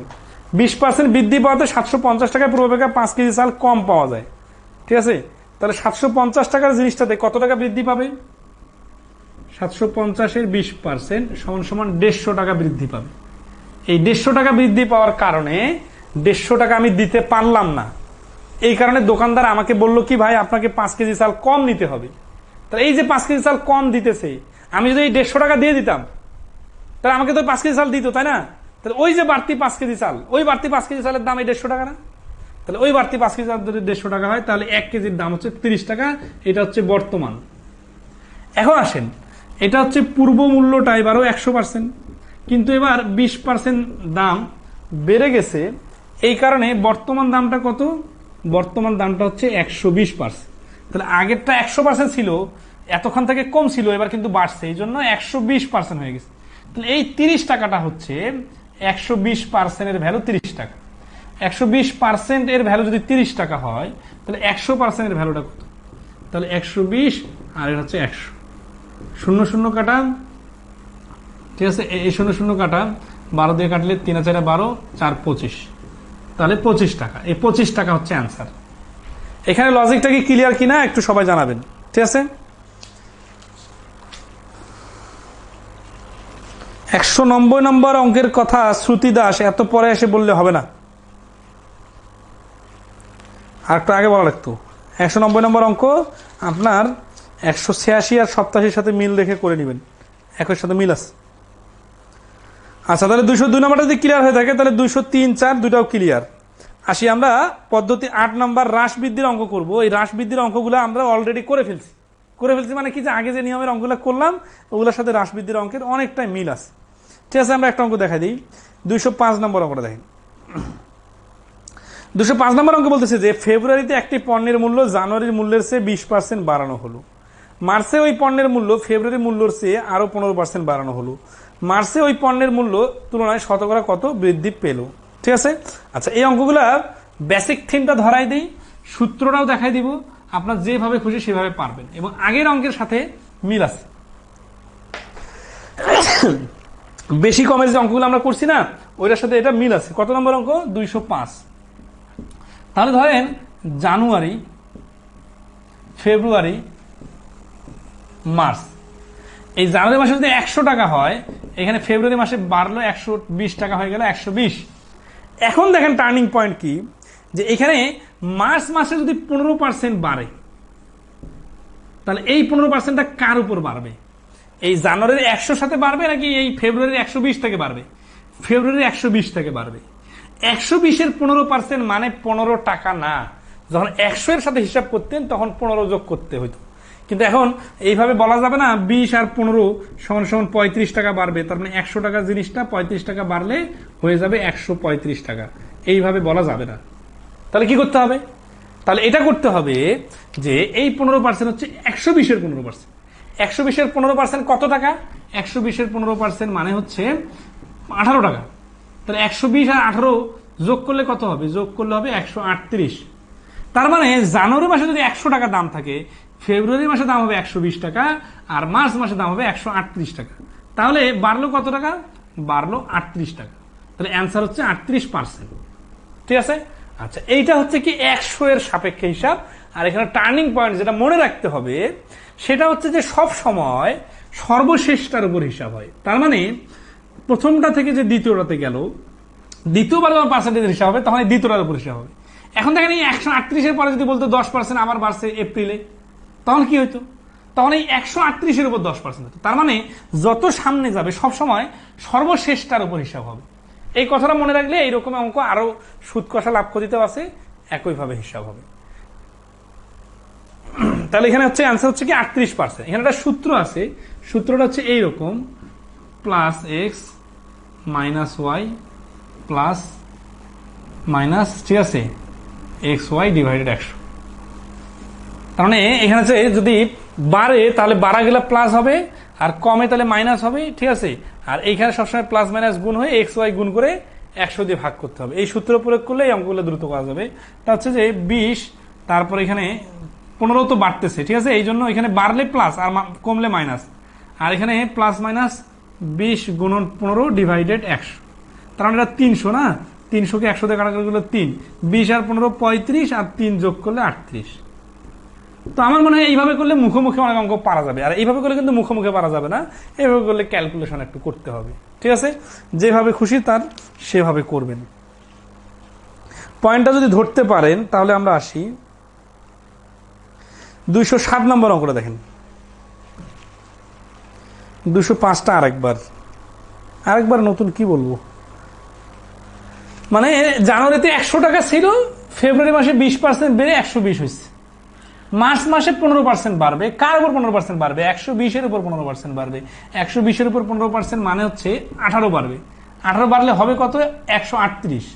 শুরুতে ছিল 100, শেষে হয়ে গেল 138। তাহলে এটা কি লিখে দিতে হবে না? মোটে বাড়ে, এই কথাগুলো বইয়ে তো লেখা আছে। 138 মাইনাস 100 সমান সমান 38। বইয়ে লেখাটা ফ্যাক্ট না, আমি তো বলে দিতেছি, তাই না? তাহলে দেখেন, 206 নম্বরের কথা বলছেন একজন, তাই না? আচ্ছা, 206 নম্বরটাকে দেখাতো।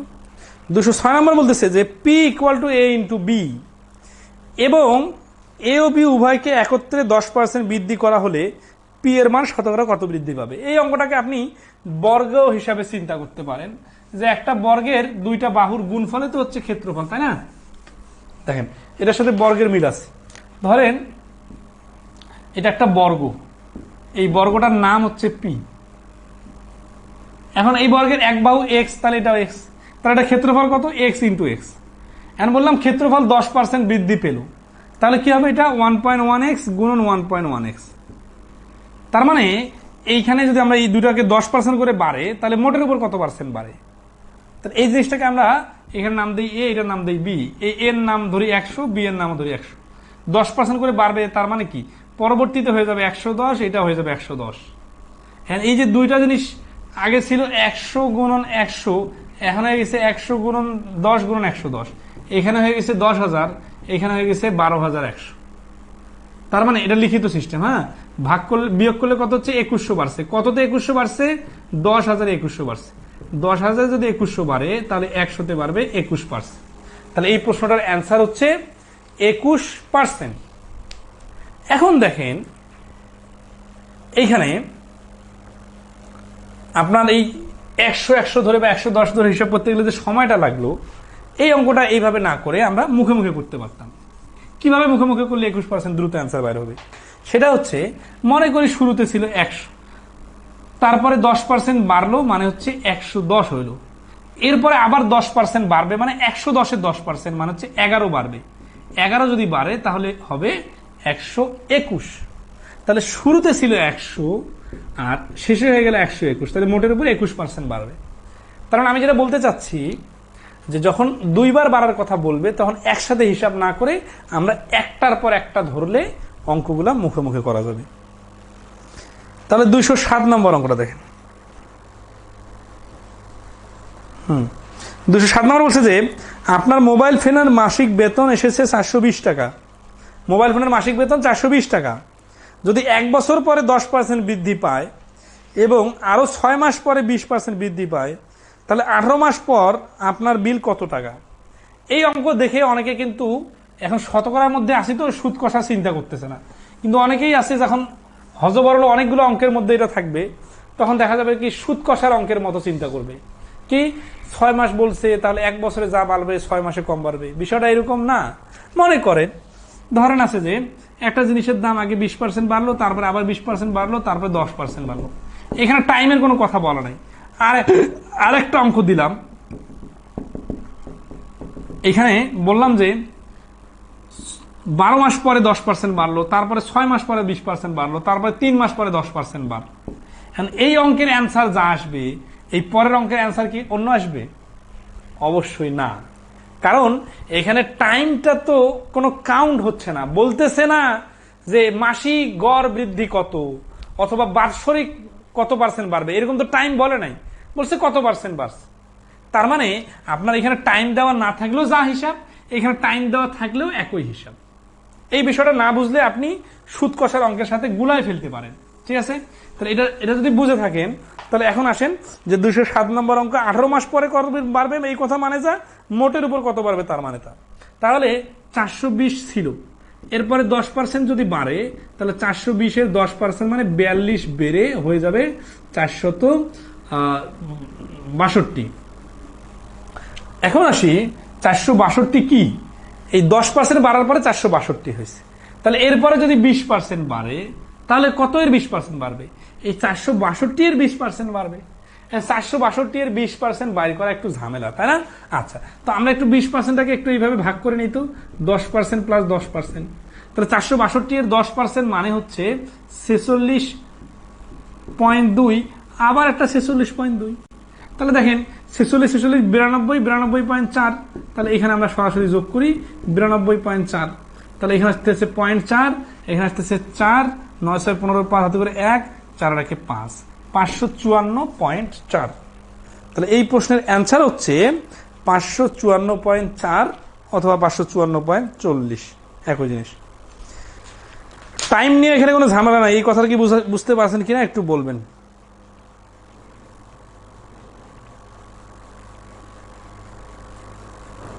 এরকম রাশবৃদ্ধির অনেকগুলো অঙ্ক আছে, এখন আমি কোনটা সারে কোনটা করি। এটা এরকম অঙ্ক আছে 212 নম্বর অঙ্ক। 212 নম্বরটা দেখেন তো, 212 নম্বরটা মাঝখানে যতগুলো অঙ্ক আছে আপনাদের এগুলো বাড়ির কাজ, হোমওয়ার্ক। ঠিক আছে, চেষ্টা করবেন সবাই।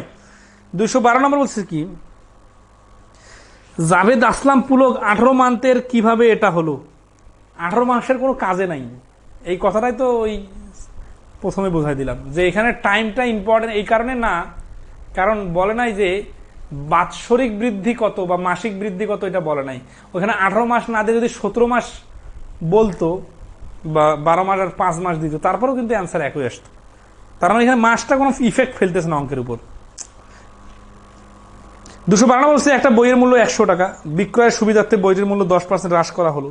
3 মাস পর বইটি নতুন মূল্যের উপর 6% ছাড় দিয়ে বইটি বিক্রয় করা হলো। বইটি কত টাকায় বিক্রয় করা হলো? দেখছেন, এখানে কিন্তু 3 মাস কথাটা লাগাই দিয়ে আপনাকে প্যাসে ফেলাইছে, কিন্তু আসলে কি 3 মাস কথাটা অঙ্কের উপর কোনো ইফেক্ট ফেলবে না, কারণ অঙ্কের অ্যান্সারের সাথে সময় চায় নাই। তাহলে নর্মাল অঙ্ক যেভাবে, এখানে সময়টা চাইলেও একই কাহিনী। তাহলে 10% হ্রাস করা হলো মানে কি, 10% হ্রাস করা হলো মানে 100 টাকার জিনিসটা 10 টাকা ছাড়ে 90 টাকায় বিক্রি হচ্ছে। এরপরে 3 মাস পরে আবার 6% ছাড় দেওয়া হলো, তাহলে 90 এর 6% ছাড়, তাহলে 90 এর 6% ছাড় মানে হচ্ছে 5.4 টাকা। 6,54,000 তো 5.4 টাকা ছাড়, 5.4 টাকা ছাড় দিলে দাম দাঁড়াবে 84.6। তাহলে এই প্রশ্নের অ্যান্সার হচ্ছে 84.6, খ নম্বর অ্যান্সার। দেখেন 215 নম্বর অঙ্ক।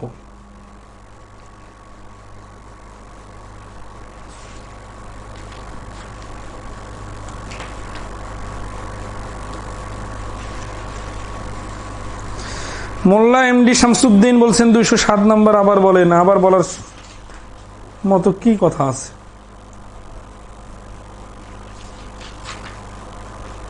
দশ 10% বাড়ার পরে 20% বাড়ছে, ওইটা তো করে দিলাম।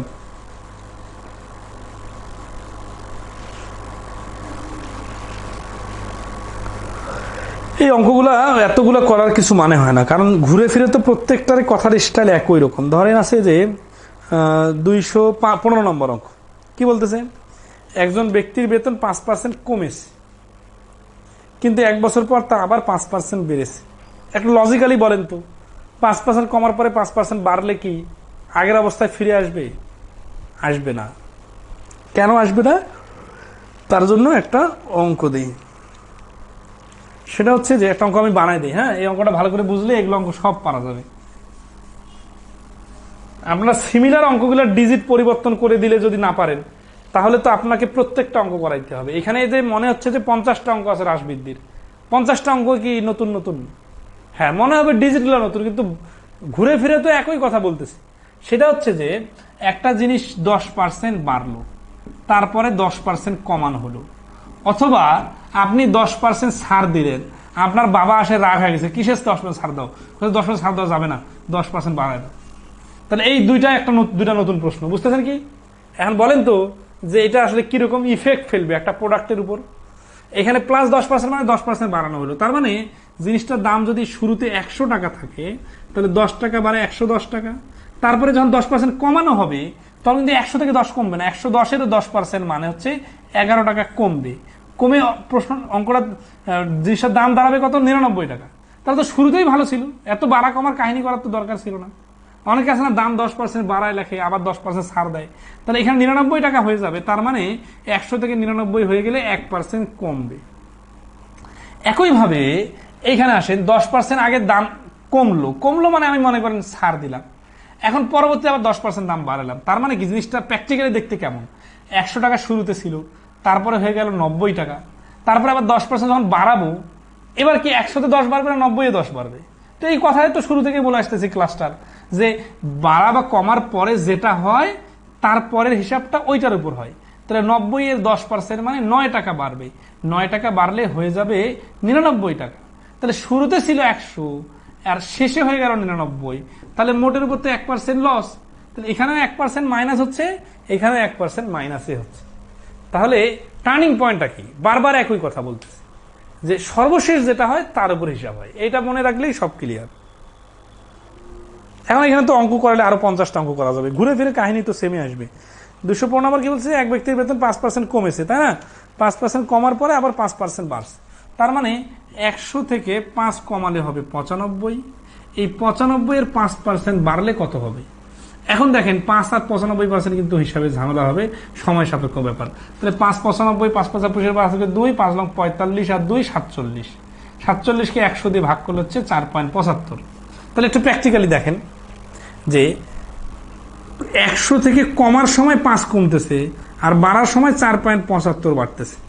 এখান থেকে আপনি দেখেন তো যে বিষয়টা পূর্ণ হচ্ছে না, তাহলে কি কতটুকু ঘাটতি হচ্ছে? এই 5 আর 4.75-এর মধ্যে যে গ্যাপটা আছে 0.25, এইটাই ঘাটতি হচ্ছে, তার মানে -2.25 এটা কমবে। আর এটা শর্টকাটে করতে গেলে কিরকম?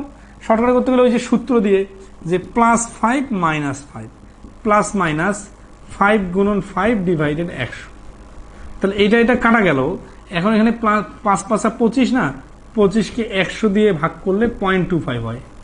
যেহেতু এখানে পরের বার কমবে বলছে, তাহলে এখানে মোটের উপর কমবে 0.25%।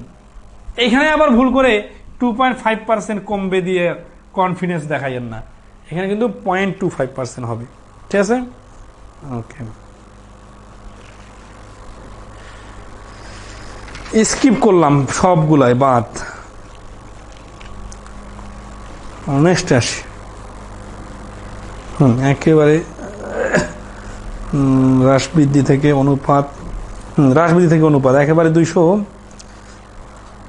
আচ্ছা, জ্যামিতি টাইপের গুলো পারবেন তো না? জ্যামিতির গুলোও কিন্তু একই রকম। ধরেন আছে যে 229 নম্বর অঙ্ক, চলে যান, প্রায় 20-25টা অঙ্ক আমরা ছেড়ে দিলাম। 229 নম্বর অঙ্ক। 229 নম্বর অঙ্কে কি বলতেছে? বলছে একটা বর্গাকার জমির 1 মাপার সময় ভুলে দৈর্ঘ্যে 10% বেশি মাপা হয়, ক্ষেত্রফলের ক্ষেত্রে ভুলের পরিমাণ কত?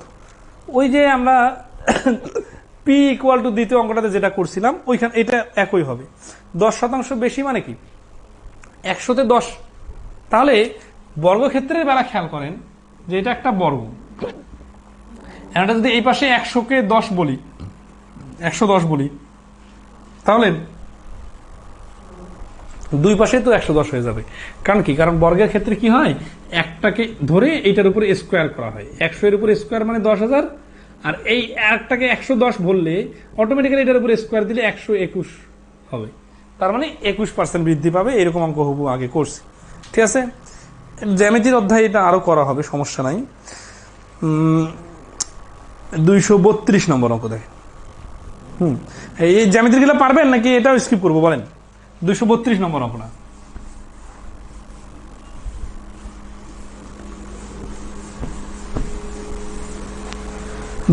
নম্বর বলছে যে একটি বর্গক্ষেত্রের দৈর্ঘ্য প্রস্থ যথাক্রমে 30% ও 20% বাড়ানো হলো, নতুন তৈরি আয়তক্ষেত্রের ক্ষেত্রফল মূল বর্গক্ষেত্রের কত পার্সেন্ট?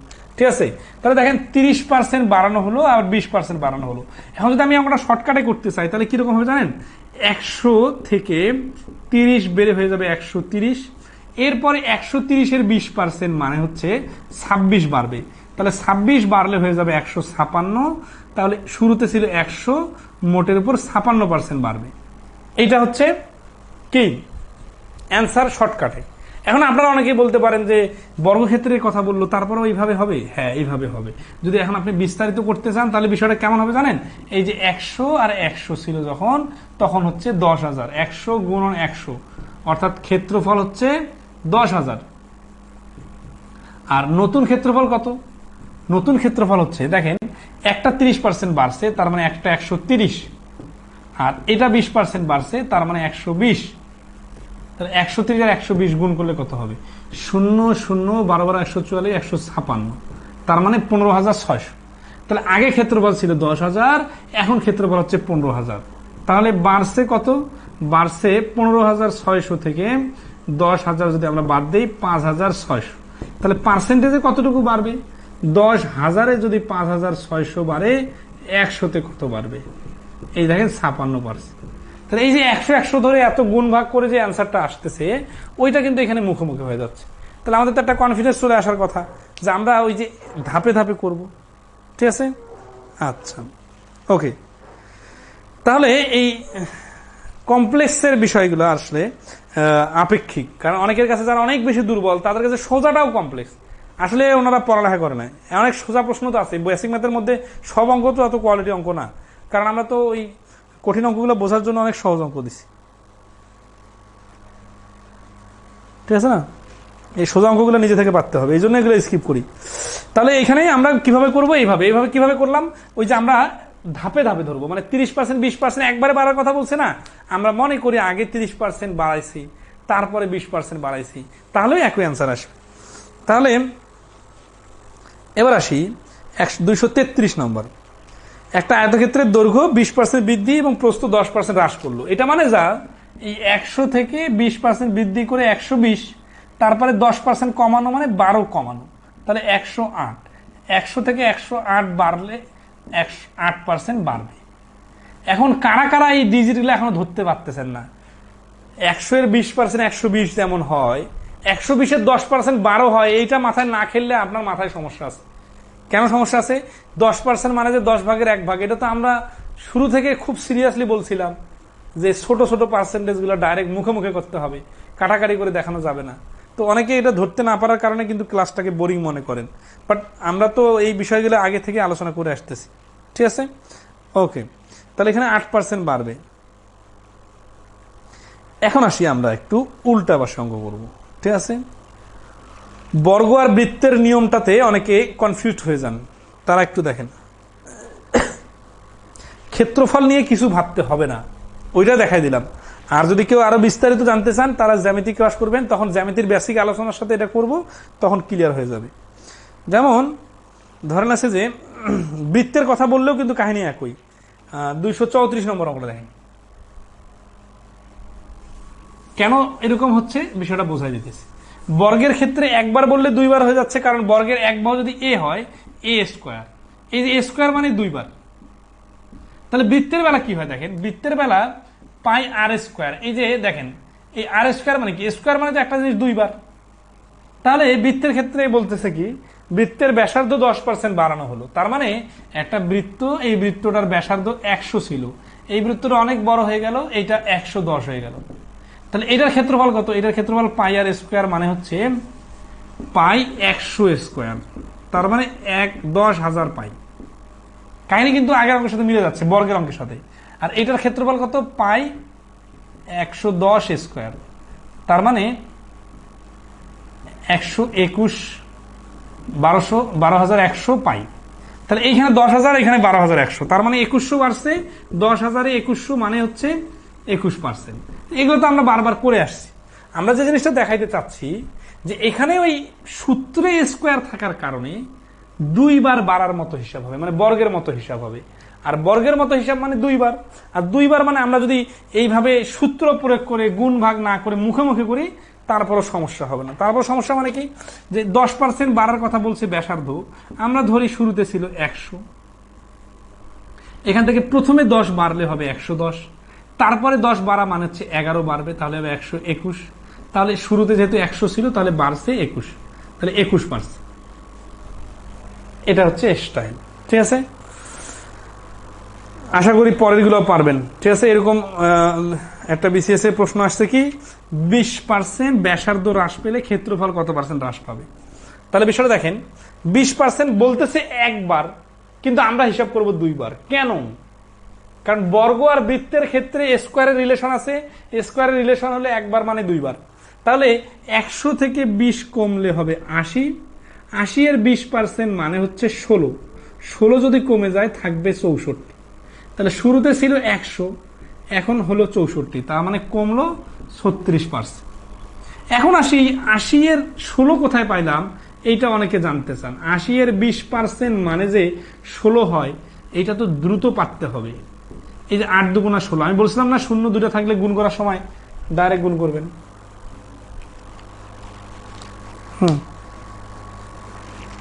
ওকে, তাহলে আসি এই অঙ্কগুলো যদি উল্টা পাশে আসে। আচ্ছা, জ্যামিতির বিষয়টা ক্লিয়ার। কমিশন সংক্রান্ত প্রশ্ন, ভোট, পাস ফেল, সমীকরণ এই অধ্যায় আগামী ক্লাসে শেষ হবে ইনশাল্লাহ। আচ্ছা, একটু আগে দিই, নাহলে আগামী ক্লাসে শেষ করা কঠিন হয়ে যাবে। 1.5 ঘন্টা 13 মিনিট আছে।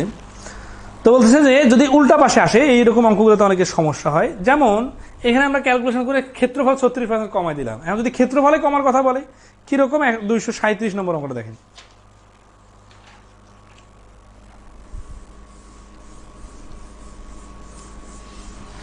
দুশো 37 নম্বর অঙ্কে বলতেছে যে একটা বর্গাকার ক্ষেত্রে ক্ষেত্রফল 21% বৃদ্ধি পেলে তার এক বাহু শতকরা কত বৃদ্ধি পাবে। এখানে কিন্তু ক্ষেত্রফলকে আগে বাড়াই দিচ্ছে।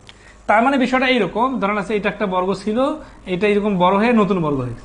তাহলে এটার ক্ষেত্রফল যদি 100 হয়, এটার ক্ষেত্রফল হচ্ছে 121। এটা ক্ষেত্রফল ধরেছে, কিন্তু এটা কিন্তু এক বাহু না। আমরা এবার ক্ষেত্রফল নিয়ে ডিল করতেছি। এখন কেন এখানে 100 ধরলাম, কারণ 21% বাড়ার কথা বলছে, তো এটা 100 ধরলে 121 হয়। তাহলে এইখানে 100 যখন আমরা বাহু ধরছিলাম, মানে ক্ষেত্রফল ধরি, ক্ষেত্রফল 100, তাহলে ক্ষেত্রফলের উপর রুট ওভার মানে 10, তার মানে এক বাহু 10, এই বাহু 10। আর যখন 121 হয়ে যাচ্ছে নতুন ক্ষেত্রফল, তাহলে নতুন ক্ষেত্রফল 121, তাহলে নতুন বাহু রুট ওভার 121, তাহলে রুট ওভার 121 মানে হচ্ছে 11। তাহলে এই যে এখানে হচ্ছে এক বাহু 10 আর এখানে এক বাহু হচ্ছে 11। দেখেন এই 10 থেকে 11 হয়ে গেছে মানে কি, তাহলে বাড়ছে 10-এ 1 বাড়ছে না, 10-এ 1 মানে তো পার্সেন্টেজ করলে 10% হয়। আচ্ছা, তাহলে এখানে টার্নিং পয়েন্টটা হচ্ছে এটা এক বাহু না ধরে আমরা ক্ষেত্রফলটাকে 100 ধরবো। এটা হচ্ছে টার্নিং পয়েন্ট। কেন এইভাবে ধরলাম, এর কারণটা হচ্ছে যে ক্ষেত্রফল 21% বাড়ছে, প্রশ্নে বলা আছে। আর আমরা তো জানি এই পার্সেন্টেজের অঙ্কগুলোতে পার্সেন্টেজ যার কথা বলবে তাকে আমরা ধরবো। ক্ষেত্রফল 21% বাড়ছে, তাহলে আমরা ক্ষেত্রফলকে 100 ধরলাম। তাহলে ক্ষেত্রফলের সাথে 21 লাগাই দিয়ে 121 বানাইলাম। তাহলে এখন যেহেতু বলছে বাহু কত পার্সেন্ট বাড়বে, তাহলে এইটারও বাহু আনলাম। বাড়ার আগে বাহু ছিল 10, আর বাড়ার পরে বাহু হচ্ছে 11। তাহলে আগে ছিল 10, এখন হচ্ছে 11, তাহলে বাড়ছে কত, 10-এ 1 বাড়ছে না, 10 থেকে 1 বাড়ছে, তাহলে 10-এ 1 মানে 10%। 238 নম্বর অঙ্কটা এইভাবে দ্রুত করে দেন তো। 238 কি এনার্জি আসে না, এনার্জি শেষ হয়ে গেছে বলেন? 238 নম্বর অঙ্ক কি বলতেছে দেখেন।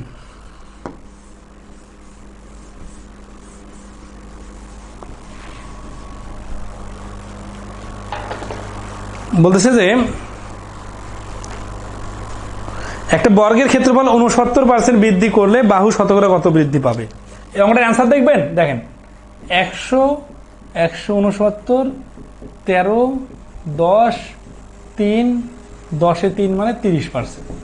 আগের অঙ্কটা বুঝলে পরীক্ষার হলে এতটুকুই লিখতে হবে, আরো কম লিখতে হবে, ঠিক আছে? আচ্ছা ওকে, 30%। আসি 240 নম্বর, এই যে শতকরা স্মার্ট ইউজ ধরা আছে 240 নম্বর অঙ্ক। দেখেন 240 নম্বর বলছে যে এই সুব্রত রায় এই ম্যাথের শর্ট টেকনিক তো হচ্ছে এটা, এই যে 69 আছে না, 69কে 100 এর সাথে যোগ করে দিয়ে রুট ওভার দিলাম, তাহলে যে 13 আছে 10 থেকে 3 বাড়ার কারণে 30%। আসি, তাহলে একটা সংখ্যাকে 10 কি বলছে, একজন পাইকারি ব্যবসায়ী খুচরা বিক্রেতা উভয় 20% লাভে পণ্য বিক্রি করেন। একটা 60 খুচরা বিক্রয় মূল্য 576 টাকা হলে পাইকারি বিক্রেতার ক্রয় মূল্য কত? ঠিক আছে। আচ্ছা, আর দুটা নিয়ম করে দিব, কারণ এগুলা দুইটা নিয়ম খুব সহজ অঙ্ক তো। জাস্ট দেখেন 20% করে, এটা কিন্তু চার্ট দেওয়া আছে বইয়ের মধ্যে, আপনারা দেখে নেবেন।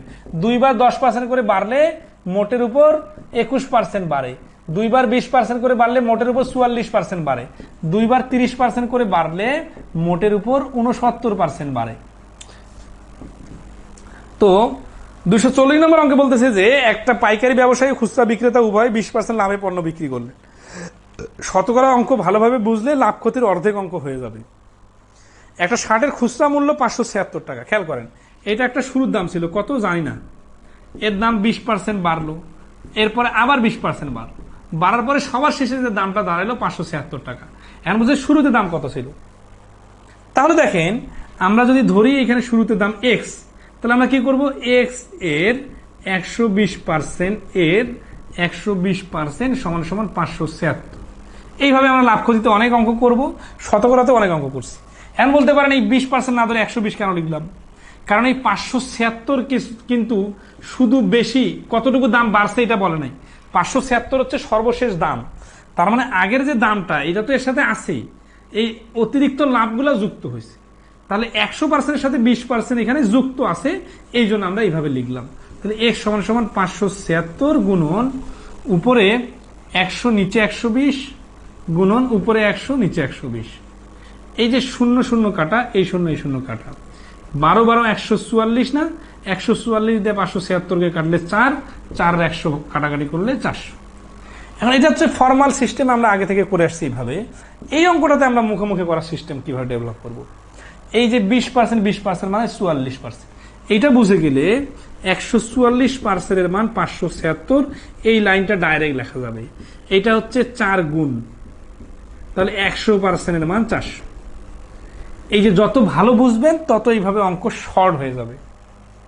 কথাটা ক্লিয়ার কিনা? এবং এই লজিকটা পরবর্তীতে আরো অনেক অঙ্কে করে যাবে, ঠিক আছে। আচ্ছা আসি, আমরা 9 নম্বর পদ্ধতি পর্যন্ত শেষ করবো আজকে ইনশাল্লাহ। তাহলে এইভাবে আসেন, 241 নম্বর অঙ্কটা দেখেন।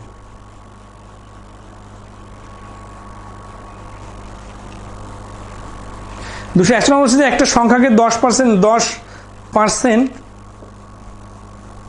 হ্রাস করার পরে পুনরায় 10% বৃদ্ধি করা হলো, যে সংখ্যা পাওয়া গেল তার প্রথম সংখ্যার থেকে 10 ছোট, প্রকৃত সংখ্যাটি কত?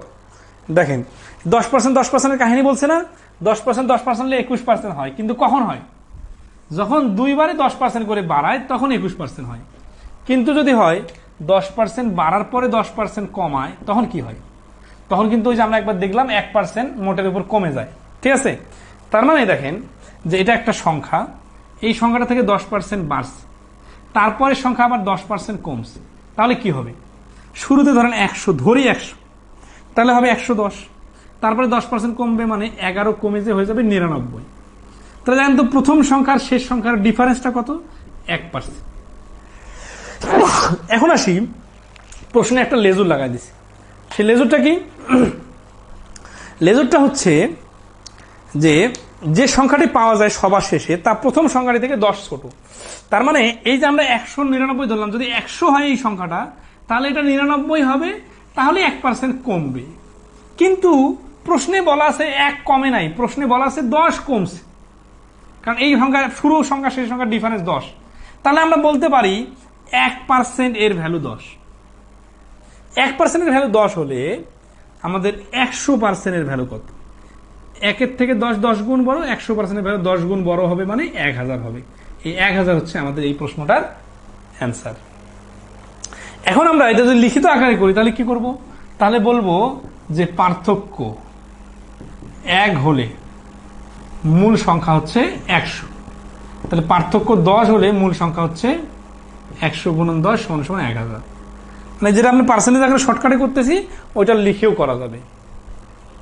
টার্নিং পয়েন্টটা ধরতে পারছেন কিনা একটু জানাবেন, ঠিক আছে? 243 নম্বর অঙ্ক দেখেন, 142 নম্বর অঙ্কটা হুবহু একই রকম, ঠিক আছে?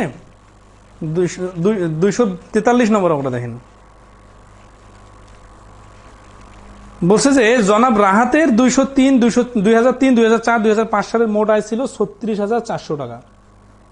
তার আয় প্রতি বছর 20% করে বাড়লে 2005 সালে তার আয় কত ছিল?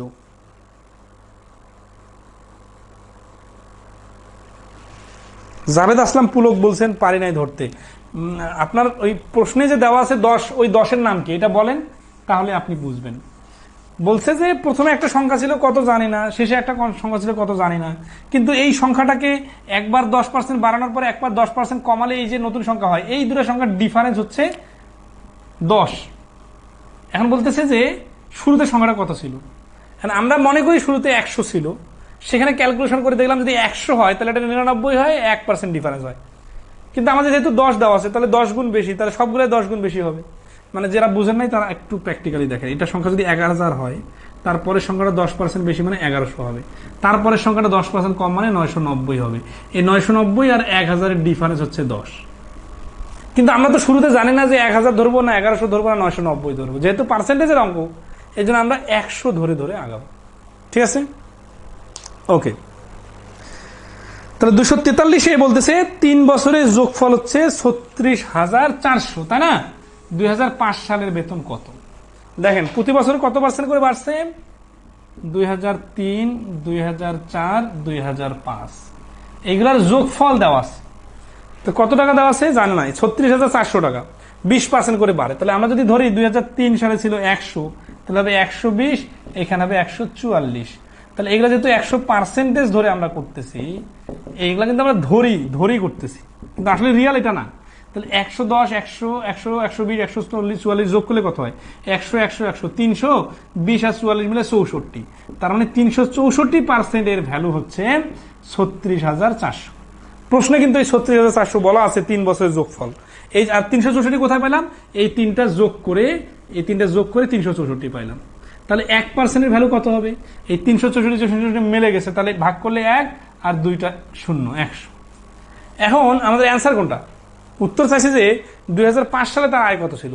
তাহলে 3, 4, 5 এই 5 সালের যে আয় এটা আমাদের বাইর করতে হবে। তাহলে 144% এর মান কত? তাহলে 144% এর মান কত? 144% এর মান হবে, এখানে যদি 1% মান 100, তাহলে 144% এর মান 144-এর সাথে 2টা 0 লাগাই দিলে হবে 14,400। কত সহজে করা যাচ্ছে, তাই না? আচ্ছা, এখন আসি আপনার রিটার্ন অনেকে খুঁজেন, তাই না? রিটার্নে করলে কি করে জানেন? ধরি 2003 সালে বেতন ছিল 100, তাহলে এই পরের গুলো হবে 120, 144।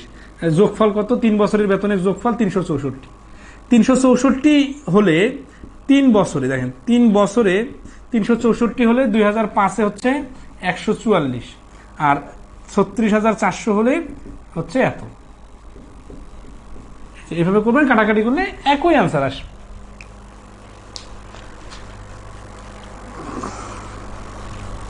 $244 আর 245 হু একই অঙ্ক। 245টা করে দিই, একজন বলছেন, তাহলে 244টা নিজে করে নেবেন। 245টা করে দিই। বলছে একটা 10,000 টাকার বিলের উপর এককালীন 40% কমতি এবং পরপর 36% ও 4% কমতির পার্থক্য কত টাকা? এই বিষয়টা খুবই ইম্পর্টেন্ট এবং খুব, আচ্ছা মামা এই 244 নম্বর অঙ্কটা দেন। 244টা বুঝলে এটা বোঝা একটু সহজ হবে।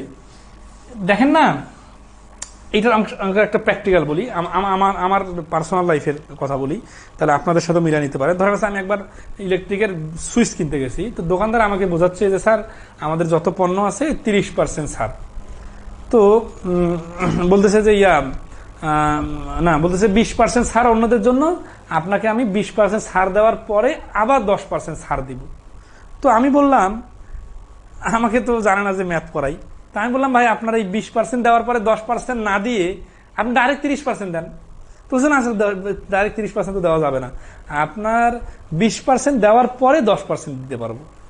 মানে দেখেন, সে অত হিসাব না বুঝলে কিন্তু এই হিসাবটা বুঝে। এখন আমরা তাহলে এটা দেখেন, এটা প্র্যাকটিক্যাল লাইফে কতটা ইম্পর্টেন্ট, লক্ষ টাকা মালামালের ব্যাপার। এখানে দোকানে আসেন বা বিভিন্ন সময় বিভিন্ন পণ্য আপনারা দেখবেন যে একটা ডিসকাউন্ট অল টাইম সব সময় দিচ্ছে, কিন্তু একটা স্পেশাল সময়ে একটা এক্সট্রা ডিসকাউন্ট দেয়। তো আপনি যদি ক্রেতা হন, তাহলে আপনি কি এই ডাবল ডিসকাউন্ট নিবেন একসাথে নাকি আলাদা আলাদা করে? আপনি ক্রেতা হিসাবে একসাথে ডিসকাউন্ট নিলে সুবিধা। কেন সুবিধা? দেখেন, আমাকে যে 20% ডিসকাউন্ট দিতেছিল, তার মানে আমার জিনিসটার দাম যদি 100 টাকা হয়, আমাকে 20 টাকা কমে 80 টাকা দিতে হবে। এরপরে বলতেছে আবার তারপরে 10% ডিসকাউন্ট, তাহলে তারপরে 10% যদি ডিসকাউন্ট দেয় ভেঙে ভেঙে, তাহলে 80 এর 10% মানে হচ্ছে 8 টাকা আমাকে ছাড় দিবে। 8 টাকা ছাড় দিলে আমাকে মোটের উপর কয় টাকা ছাড় দিল? মোটের উপর ছাড় দিল, মানে আমাকে পে করতে হবে 72 টাকা। মানে আমাকে ছাড় দিল 100 থেকে 72 বাদ দিলে 28 টাকা, আমাকে 28 টাকা ছাড় দিল। কিন্তু আমি যে বলতেছি যে আমাকে ডাইরেক্ট 30% ছাড় দেন, তাহলে ডাইরেক্ট 30% ছাড় দিলে তো আমি 70 টাকাতে জিনিসটা নিতে পারতাম। তো আমি যদি ক্রেতা হই, তাহলে আমি সবসময় চাবো যে এইরকম 20% 10% ভাঙে ভাঙে ছাড় না নিয়ে ডাইরেক্ট ছাড় নিতে, ক্রেতা হিসাবে আমার লাভ হবে। কিন্তু আমি যদি বিক্রেতা হই, তাহলে আমি চাবো যে পার্সেন্টেজটা থাকবে এটাকে যত স্ল্যাব আকারে ভেঙে ভেঙে দেওয়া যায়, কারণ ভেঙে ভেঙে দিলে ছাড় কমে আসবে, আমার লাভ হবে। তো এটা তো একটা বেসিক জিনিস যে পার্সোনাল আপনি যে কোনো ব্যবসা করতে যাবেন। এমনও অনেক লোক আমার পরিচিত আছে 10-12 লাখ টাকা নিয়ে বিজনেস শুরু করছে, এই ক্যালকুলেশন না বোঝার কারণে তার বিজনেসের 12টা বাজে গেছে। ঠিক আছে, আবার অনেকে আছে একেবারে তিল করে ছোট থেকে অভিজ্ঞতার সঞ্চার হইতে হতে ব্যবসা অনেক বেড়ে গেছে। তো এই ব্যবসাতে একেবারে সবাই এটা জানে, বিষয়টা এরকম না, এটা অবশ্যই জানতে হবে, এটা তো জানতে হবে আরো অনেক কিছু সমন্বয় ব্যবসা। কিন্তু এই যে বেসিক হিসাবগুলো না জানলে আপনি যে এই যে অনেকে আছে না শোরুম দেয়, ফ্রিজের শোরুম, তারপরে হচ্ছে যে মানে বিভিন্ন বড় বড় পণ্যের ইলেকট্রনিক পণ্যের শোরুম দিচ্ছে না, তো তারপরে এই বিভিন্ন প্রসাধনী পোশাকের এটা যে ট্যাগ প্রাইস লেখা থাকে, তো এই পার্সেন্টেজের ক্যালকুলেশনটা কত সূক্ষ্মভাবে জানা থাকতে হবে, বুঝে নেন। তাহলে 244 নম্বর, ঠিক আছে। 254 বলছে একটা পণ্যের উপর একসাথে 40% ছাড় এবং 20% করে দুবার ছাড়ের পার্থক্য কত? এই পার্থক্যটাই হচ্ছে, বলে না যে স্যার আপনাকে ছাড় পুরাটা দিয়ে দিলে আমার কোনো লাভ থাকে না, কিন্তু ওই যে দুই হিসাবের মাঝখানে যে গ্যাপটা, ওইটাই হচ্ছে তার লাভ। 100 টাকায় 40 টাকা ডাইরেক্ট ছাড় দিলে জিনিসটার দাম হবে 60 টাকা। 100 টাকা জিনিসটাতে দুইবার ভেঙে ভেঙে 20% ছাড় দিলে দাঁড়াবে 80 টাকা। 80 এর 20% মানে হচ্ছে 16 টাকা। তাহলে এই 16 টাকা ছাড় দিলে দাঁড়াবে 64 টাকা। তার মানে একবার হচ্ছে 60 টাকা ডাইরেক্ট ছাড় দিলে 60 টাকা দিতে হবে, আর 20% করে দুইবার ছাড় দিলে দিতে হবে 64 টাকা। তাহলে পার্থক্য কত টাকা হচ্ছে? পার্থক্য হচ্ছে 64 মাইনাস 60 সমান সমান 4। তাহলে পার্থক্য দাঁড়াবে 4 টাকা। এখন যদি টি শার্টের দাম গায়ে লেখা থাকে 100 টাকা, তাহলে ওই দোকানদারের লাভ হবে 4 টাকা। এখন বলেন যদি 1000 টাকা লেখা থাকে, তাহলে ওই 4% হিসাবে 40 টাকা হবে। তাহলে যদি এখানে 10,000 লেখা থাকে, তাহলে এই 4% হিসাবে 400 টাকা হবে। তাহলে একটা শার্ট যদি 100 টাকা হয়, 10টা শার্ট বিক্রি করলে 400 টাকা লাভ হবে। তাহলে এই যে স্টাইলগুলা, এগুলো তো খুবই সিম্পল হিসাব। আচ্ছা, এই হিসাবটাই 245 নম্বর আছে, ঠিক আছে। হ্যাঁ, আমরা তো শেষ করবো, এই নিয়মটা শেষ করি এখন, মানে শেষে তো চলে আসছে। 200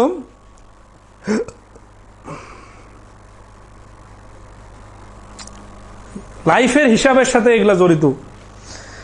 একটা 10,000 টাকার বিলের উপর এককালীন 40% কমতি এবং পরপর 36% ও 4% কমতির পার্থক্য কত টাকা?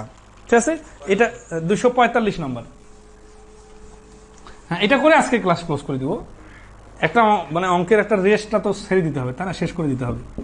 যারা শেষ করবে না তারা ঘুমান, সমস্যা নেই, পরে কালকে আসে একটু দেখেন শেষের অংশটা।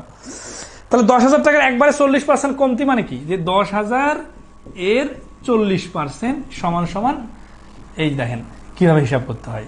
40% মানে নিচে 100 আছে না, আচ্ছা তাহলে এখানে 2টা শূন্য বাদ দিয়ে গুণ করলে হয়ে যাচ্ছে, তাহলে 40 আর এখানে 2টা শূন্য মানে হচ্ছে 4000, তাহলে 4000 টাকা কমতি মানে এটা টাকা ছাড়। এখন আসি, একজনকে বললো কি 2বারে ছাড় দেন, তাহলে কত, 10,000-এর 36% যখন ছাড় দিবে তখন এই 2টা শূন্য বাদ দিয়ে 3600 টাকা ছাড়। 3600 টাকা ছাড় দিলে থাকবে কত টাকা, আর 3600 টাকা ছাড় দিলে আর থাকবে 6400 টাকা। এখন এই 6400 টাকা থাকলো, এর উপর আবার 4% ছাড়, তাহলে 64 এর এই যে কথাগুলো বললাম এটা লিখতে হবে আর কি, ঠিক আছে। 10,000 টাকার জিনিসে 3600 টাকা ছাড় দিলে আর অবশিষ্ট থাকে 6400 টাকা, এই 6400 টাকা এর উপর আবার 4% ছাড়, তাহলে এখানে 4% ছাড় মানে এই 20 কাটা 4 চোখ 16 থাকতেছে 1, 4 6 24 আর 25, তাহলে 3600 আর 256 মানে হচ্ছে 3856 টাকা ছাড়। এই দুটা কিন্তু ছাড়, আর এইখানে 4000 টাকা ছাড়, তাহলে এই দুই ছাড়ের পার্থক্য কত, দুই ছাড়ের পার্থক্য সমান সমান 4000 মাইনাস 3856, তাহলে এই যে 144 টাকা ছাড়। তাহলে এই প্রশ্নের অ্যান্সার হচ্ছে 144 টাকা ডিফারেন্স, ঠিক আছে। ওকে, তাহলে আজকে এই পর্যন্তই রাখি। আগামী ক্লাসে 9 নম্বর পদ্ধতি থেকে শুরু করে আমরা পুরো ক্লাস শেষ করার চেষ্টা করব। এনার্জি নিয়ে হাজির হবেন ইনশাল্লাহ। তো ধন্যবাদ সবাইকে, ভালো থাকবেন, শুভরাত্রি।